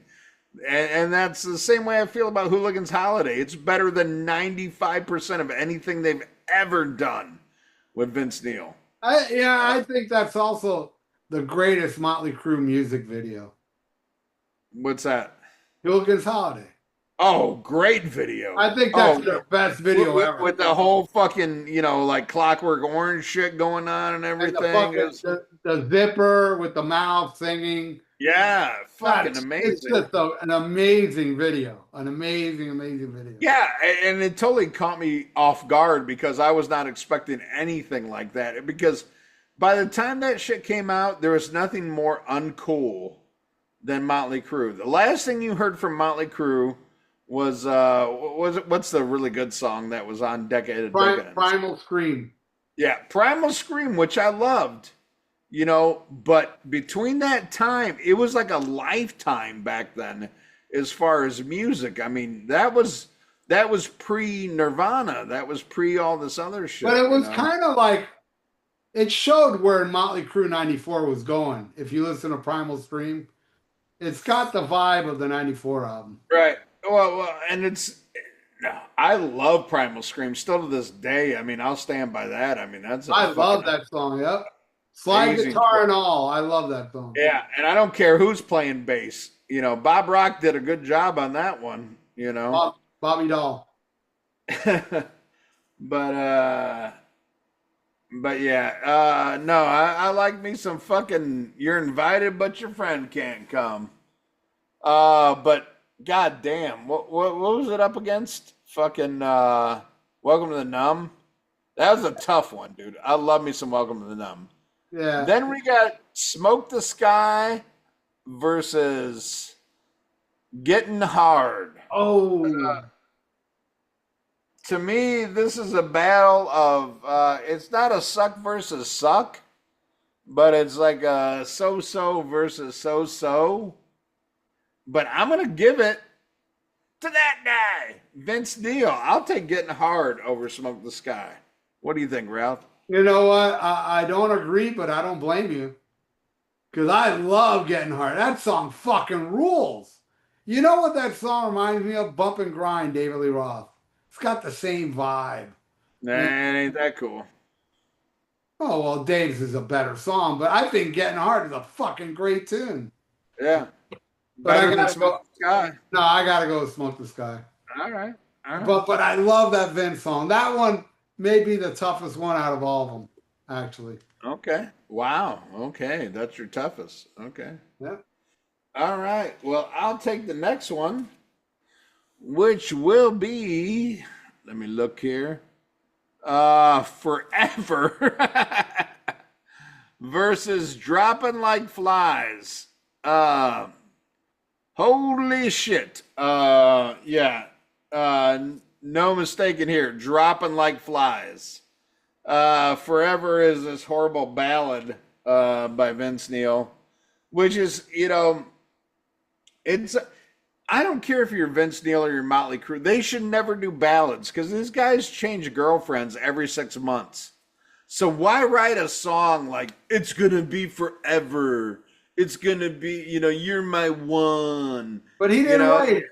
He didn't know how to write songs. Yeah, he didn't write. It's fucking horrible. I think what is it? Jack Blades. He's been faithfully married. He wrote that shit, right? No, well, hold on. Let's see who wrote Forever. Forever was Vince Neil, Steve Stevens, and Phil Sowson. Yeah, all those guys are still married. Vince Neil got a writing credit, but right. But there was a song on here. This is funny. Hold on, let me find that. There was a song that was going to be on the album called The Last Goodbye because Vince Neil was going through a divorce from Charisse during this. It was co-written with Todd Megger, but it was pulled from the album at the last minute due to a dispute between Megger and Neil that ended up in a brawl outside the Roxy. And the song was a ballad about Neil's split from Motley, and it was pulled from the album. So there you go. There was going to be another shitty fucking ballad on here, but there wasn't one. But no, Dropping Like Flies totally takes it. I'm gonna go pee, and you talk about these two. Yeah, I really don't like either song at all, but I guess I'll go with Dropping Like Flies because the cookie cutter aspect of Forever.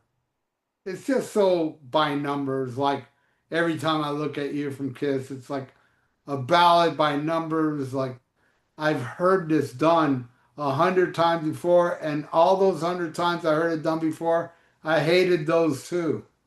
Now, Dropping Like Flies is my least favorite song off this album. I wouldn't go as far to say it sucks, but I'll say it's kind of crappy. Kinda. It's a little crap in it. I just think it's a blah. It should have been off the album. I'd be good okay with Till Death Do Us Part and Poison Apples remaining on the albums, even though I don't like those songs either. This one should have been cut out. Um, that's how I feel. I feel like Dropping Like Flies sucks, but in this instant, I'm gonna have to go with Motley Crue. Is anybody keeping score out there? I'm not. So I don't know. I believe Motley may be winning mine, but I'm not sure. But Ian, it's funny how you mentioned how that guy that wrote that ballad had a fight with Vince Neil outside the Roxy. It's Right. it's hard to believe Phil Soussan didn't have a fight with Vince Neil outside the Roxy for the song Forever. Well, it's fun. There was a lot of fights. There was a fight, even though he's credited on the album but didn't play on it. Robbie Crane, who would go on to play in Rat and some other shit. There was a fight. There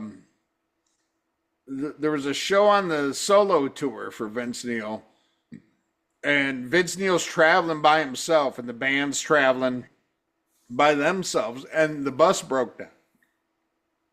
So Vince Neil's band doesn't make it, and he has to play the show with like members of Warrant and Slaughter and shit like that. And then by the time his actual band shows up, Vince is fucking drunk, being a fucking prick. Him and Robbie Crane get into a fight, and Robbie Crane supposedly beats the shit out of Vince Neil and like hits him so hard, cracks his head, and then Robbie Crane was out of the band. So I heard about that. I saw a recent interview with Robbie Crane. That guy is so grateful for Vince Neil. I mean, in hindsight now, he's talking about how much he loves Vince, and Vince is a great guy, and right. and he said a lot of good things about Rat and all the other bands that he guested on. He didn't have a bad word to say about anybody, and he talked really good about Vince Neil in that interview. Yeah. Well, there you go. I mean, it could have been an isolated incident, whatever. So now let's go to the last track on the. Did you already do your last track on the album? No. All right. So we're going with. We had to add a bonus track on the Vince Neil album, but the last official track on Motley Crue is "Drift Away" versus the Rod Stewart cover of "Blondes Have More Fun." And on this, I'm going to go. I'm going to leave it here with Vince Neil.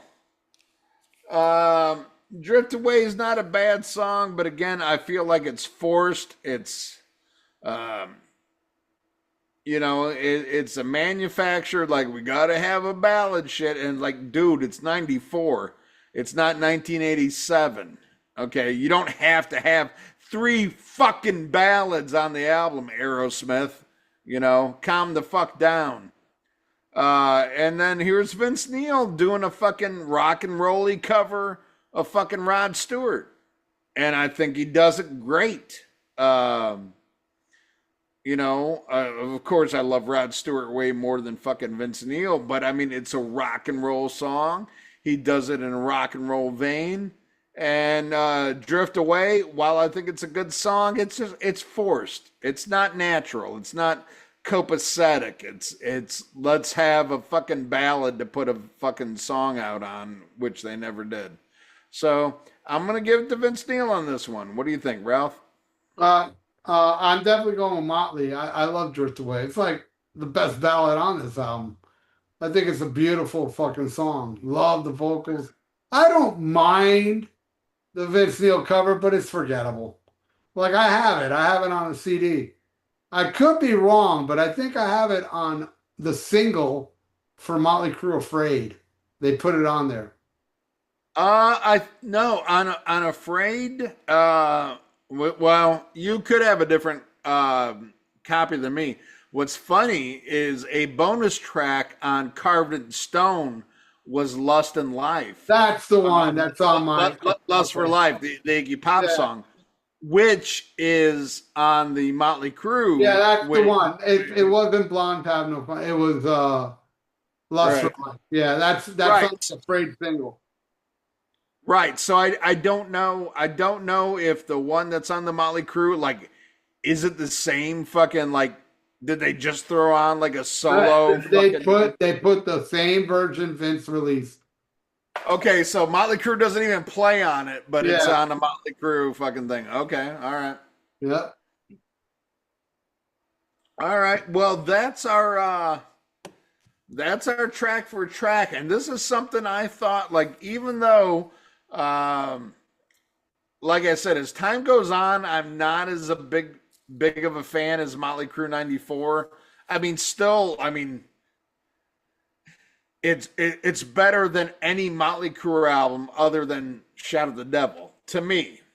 But I don't look at it with the same reference as I did when it came out. But I still thought it was going to be a landslide because all I knew from the Vince Neil was, you know, You're Invited and Sister of Pain. So I'm like, oh God. But I added up track for track. Blew my fucking mind. Came up a tie. 6-6.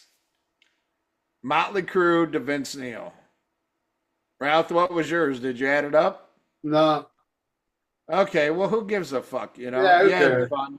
Yeah, you listened, who gives a shit? Probably Motley Crue won with Ralph, but who knows? Who knows? You know what you need to do? You need to add up Ralph's shit and put that in the comments on the YouTube video. Yeah. After you hit the like and subscribe, you fucks. You know, that's what I'm saying, you know. Like and subscribe. Yeah, do that. And let me know which one wins. I predict Motley probably won on mine, but I do enjoy both these albums way more than you do. Yeah, no, I was surprised by the Vince. Have you ever heard Carved in Stone? I like that one too. Really? See, I've never heard one song off of it. That album has 3 real bad songs. One like a hip hop song, like another one like industrial crap. And I mean, poor daughter and all, but that Skylar song is really bad, the little ballad. Yeah. But there's songs on there like Bite the Hand That Feed, or One More Mouth to Feed, and the second song kicks out. I saw that tour. Tour. Wow, really? But he only played one song from it, The Crawl. He played that. That was no. I think he played that hip hop song too. He played two, and I saw him at this place called Mr. Laughs. That was a comedy club. Wow. We need to review that. We'll do like the worst solo albums ever. I mean, and not like okay, it's the worst solo, but you know what I mean, like somebody who you wouldn't think would put out a solo album, and we'll do like Carved in Stone versus whoever, you know. Yeah, I mean, it's not as good as Exposed, that's for sure. And I think that album is very tainted by the 3 crappy songs. You know, if you dig deep in the album, you'll find some good shit, man. No, it's funny. I saw a comment, you know, because I was going back and forth through some shit. And Vince Neil said, yeah, I was doing the rock and rap thing before Kid Rock, if it came out now, it would sell 50 million copies. And I'm like, well, it yeah, probably would I because doubt it. it probably would because it's just as bad as any Kid Rock song. So Kid Rock Oh, sells, that would you sell. hate America. Okay. All right. Well, now it's time to go into pick of the week. Ralph, do you have a pick of the week? Yeah, it's all around me. Where should I pick? Top right. Top right. Like right here? No, go back a little bit further. No, the other way. There you go. Go a little bit further. A little bit further. A little bit further. Right there. Ooh. Oh yeah, Technical Ecstasy, baby. A fucking amazing album. My favorite song off here is You Won't Change Me. I love Gypsy. I love All Moving Parts Stand Still. I love Dirty Women. Maybe my least favorite of the 70s Sabbath, but still an awesome album. My pick of the week, Technical Ecstasy. Bitch. And I will say, for those who don't get the fucking remastered with the Steve Wilson remixes, holy shit, does that change the album? You got it? Oh, so good. That's a Steve Wilson. I'm gonna play this after we're done. What a difference! I hope Steve Wilson does the fucking the Born Again shit. I really do, which they say they're gonna do. So I hope it's him. It would keep in line with everything else. So there you go. All right. Well, my pick of the week. I'm in my garage, so I have nothing to do this to. But my thing is for people, listen to this episode, if you're going for a Motley Crue record or you're going for a Vince Neil fucking record, stop all that shit, you dumb fucks. Grab a Motorhead record because it's better than Motley Crue. Any Motorhead record is better than Motley Crue. And the Motorhead record I'm going for is Rock and Roll. I love this. And sometimes we go for timeline. Ralph and I have talked about this ad nauseum. But it just so happens that the first Motorhead album I ever bought was Rock and Roll, the 1987 release. But I think it's better than the record that preceded it and the record that, whatever you say, precede and then what came after. Anyway, I like it better than Orgasmatron and I like it better than 1916 by far. I think Rock and Roll is fucking amazing. And I'm in the minority because even Lemmy was very hard on fucking Rock and Roll. I think it's great. To me, it's my favorite one, that had Wurzel and fucking Phil Campbell on guitar. Unless you want to count Sacrifice, which is hard because I love Sacrifice, but by all accounts, Wurzel was hardly on it. So, but to me, my favorite one that Wurzel's on, fucking Rock and Roll, man. I love that album. Just think it's fantastic, man. And Motorhead is better than Motley Crue. Motley Crue's not a good band. They're not. It's just it's fucking faggot rock for fags. To some people, it's a good band, Ian. Hey, but I will say, Rock and Roll is better than 1916, but no, not better than Orgasmatron. Hell no. And I'll also put Bastards above it that had Wurzel. Well, no, I was you got a good point. Bastards is fucking awesome. Okay, you got me there. Bastards is a tough one. But yeah, Motley Crue sucks, but dude, that it's bitch rock for women. Well, they're extremely overrated, but Motley Crue, you got to remember, they made it on looks.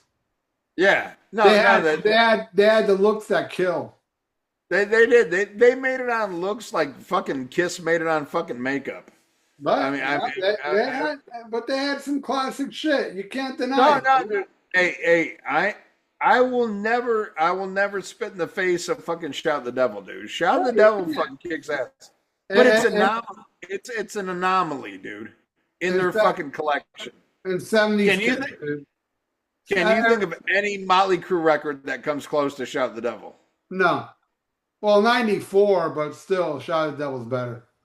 Yeah, by a light year, No, no. dude. Hey, look. I'm with you when it comes to Motley Crue. Like those two albums are the highlight. I'm Yeah, with you, and not a lot of people agree with me and you when it comes to Too Fast for Love. But I'm with you on that one.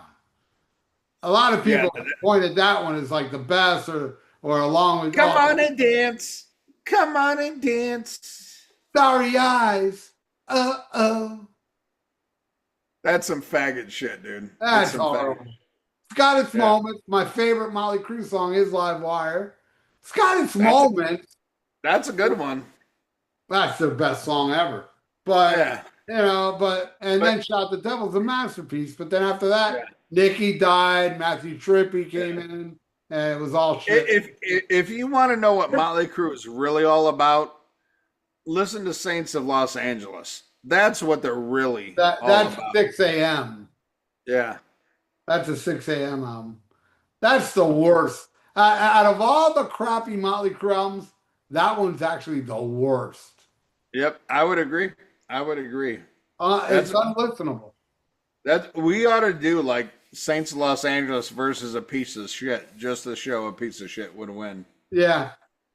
All right. Well, now we got to go to fan of the week. And fan of the week, we're recording this on his birthday.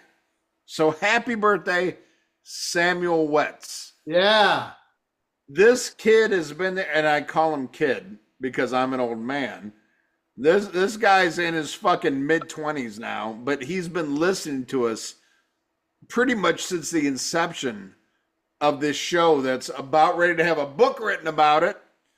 And has been there and is always like on the Facebook page, always doing this shit. And I love it because I don't know what it is. I just kind of lost my shit for the page. I don't post like I used to. Ralph's always been about kind of like, whatever. But whenever Ralph and I are like, whatever on the page, Samuel Wetz is the guy that's always there every fucking day, posting stuff, episode related, music that, falls into the genre of what we're talking about, always fucking there. And I love this kid, man. I've had many great conversations with him. He's one of those rare ones that got my home phone number. We talk every once in a while, and I need to talk to him more than I have lately. I love you, Samuel. I love you, brother. And that's one of the coolest things about this show is the amazing fan base we have. And not only him, but the new thing we have on the show where the guy, and I feel terrible. I forget the guy's name. That's doing all the best of shows and stuff. Yeah. Big shout out to him. Oh, dude, that shit's amazing. That people, that the show has this effect on people that they keep doing that, and this shit's gonna go on long after Ralph and I die. But here's the funny thing. I'm going to be 52 in May. Ralph's in his 60s now. We keep going. Because what else are we going to do? But we love making you guys laugh. We love talking about music that we love, music that we fucking hate. This whole show is always going to be about the friendship between me and Ralph and just talking about shit, and him making fun of me for liking fucking Every Mother's Nightmare. And you making fun of me for liking good stuff. I deserve that shit, man. I All listen right. to Every Mother's Nightmare. His name is Josh Henhofer. Henhofer. Josh Henhofer he's the one putting up those YouTube clips. Oh, fucking awesome guy. Awesome guy. Awesome. He puts up some. He just put a recent one of the Queen one. That one was really good. Uh, Well, I love it. He put up the Motley Crue one because, and I'm thinking to myself when I saw he posted the Motley Crue one, I was like, how do you edit that one? Because to me, that's one of our most perfect episodes ever. And he just put up the whole episode. no. I was the one that did that, not him. Oh, okay, okay. I told you I have episodes to put up when we don't do a show that Oh, week. okay. Like the next one will be the Slave to the Grind one. And I got like two other ones, two or three other ones that are on deck on the YouTube page. So the week that we don't do a show, I'll put one of those up. But no, man, I love doing this fucking show. I love that, the audience gets into this. I love that me and Ralph, like, the funny thing is, like, before me and Ralph do this show, we'll talk about our week, man. And sometimes we have like the most fucked up shit going on in our personal lives. But when it comes to the show, we just have fun and we cut loose. This is like our release, just talking about the music we love and joking and fucking ribbing each other. And um, it's still one of the highlights of my life. One of my highlights of the week is to do this and to have fun. So I'm glad other people enjoy this shit and get involved. And we have listeners that make like best of, and we have a listener that wants to make a book and shit. That's fucking amazing, man. That's fucking amazing. That's something Ralph and I created, like 14, 15 fucking years ago, is still going strong and people respond to it, man. I love it. Oh yeah. We still got this radical following, and Yeah. I really do appreciate everybody that's still with us, man. Yeah. Some has fallen by the wayside, but that's fine. The real, the dedicated, the few, the proud are still with us, and I love you all, like Samuel Wetz. Yes. And And so, and Travis Parada's another one, dedicated oh, listener. fuck yeah. Fuck Charlie yeah. Hill. Oh, yeah. I can go on and on. Edwin Canastracci, Joseph Staub, James um, West. James West, all you fuckers. Oh, yeah. And okay, so here's the thing. RMCP, Eric RMCP. Yep. Oh, my God. We have so many. Eric, RMCP.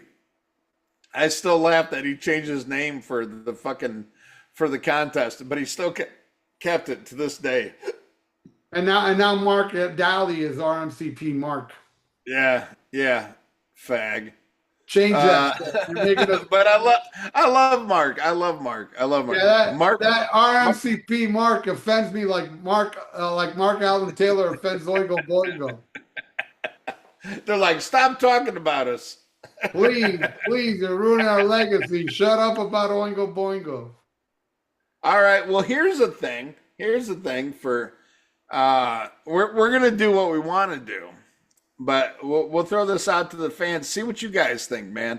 And you guys start the fucking poll because Ralph and I are fucking old.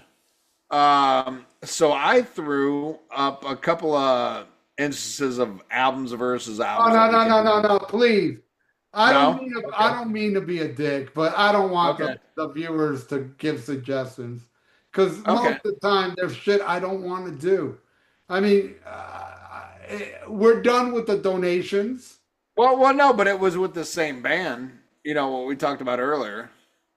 Well, I You don't mean, want- all right, Okay. look, you can give suggestions, but don't get offended if we don't do it. All right? Okay. Because maybe somebody will bring something up. I'll be like, all right, we'll do that. You know what I mean? All right. But man, All right. it's like, dude, I got this very popular YouTube channel, right? Right. I constantly get these fucking comments like, hey man, do this on before between that, do this. The thing is, man, my channel, I take donations from people. It's not cool I would do freebies, And most of these people are like, hey man, put Queen of the Stone Age versus, Three Doors Down. And I'm like, I don't like either of these fucking bands. I'm not gonna do this shit for free. And that's what I mean, you know, like most people will throw out shit I don't want to do, but hey, whatever. If y'all know what I like, post shit and then we'll do it because I ain't studying no more. I study enough at the Almost Human channel. I'm not studying on this podcast anymore. Everything we talk about are albums I know. All right. So never mind. But next week, we're going to do a Led Zeppelin album, album versus album. Yeah, it's going to be a good one. He gave me two options. Both were great, but I went with the second option. All right. So there you go. Whatever. Deal with it. You're going to love it. You're going to laugh your ass off. You're going to have fun. And make sure when you're watching this episode, hit that like button, motherfucker. Hit that subscribe. Leave a fucking comment. Do this shit. Let us overtake fucking YouTube. So when you go on YouTube, this shit comes up like, ooh, yeah, that's a good suggestion. This fucking channel. You know, because if you don't, then, then we don't. Whatever. I'm happy with who we have. I am too, but I always want to do better. God damn it. We can't do better. We are the best. That's true. And if you want more of the best, come back next week to the Rock and Metal Combat Podcast. Smack 'em a gob. Stay frosty.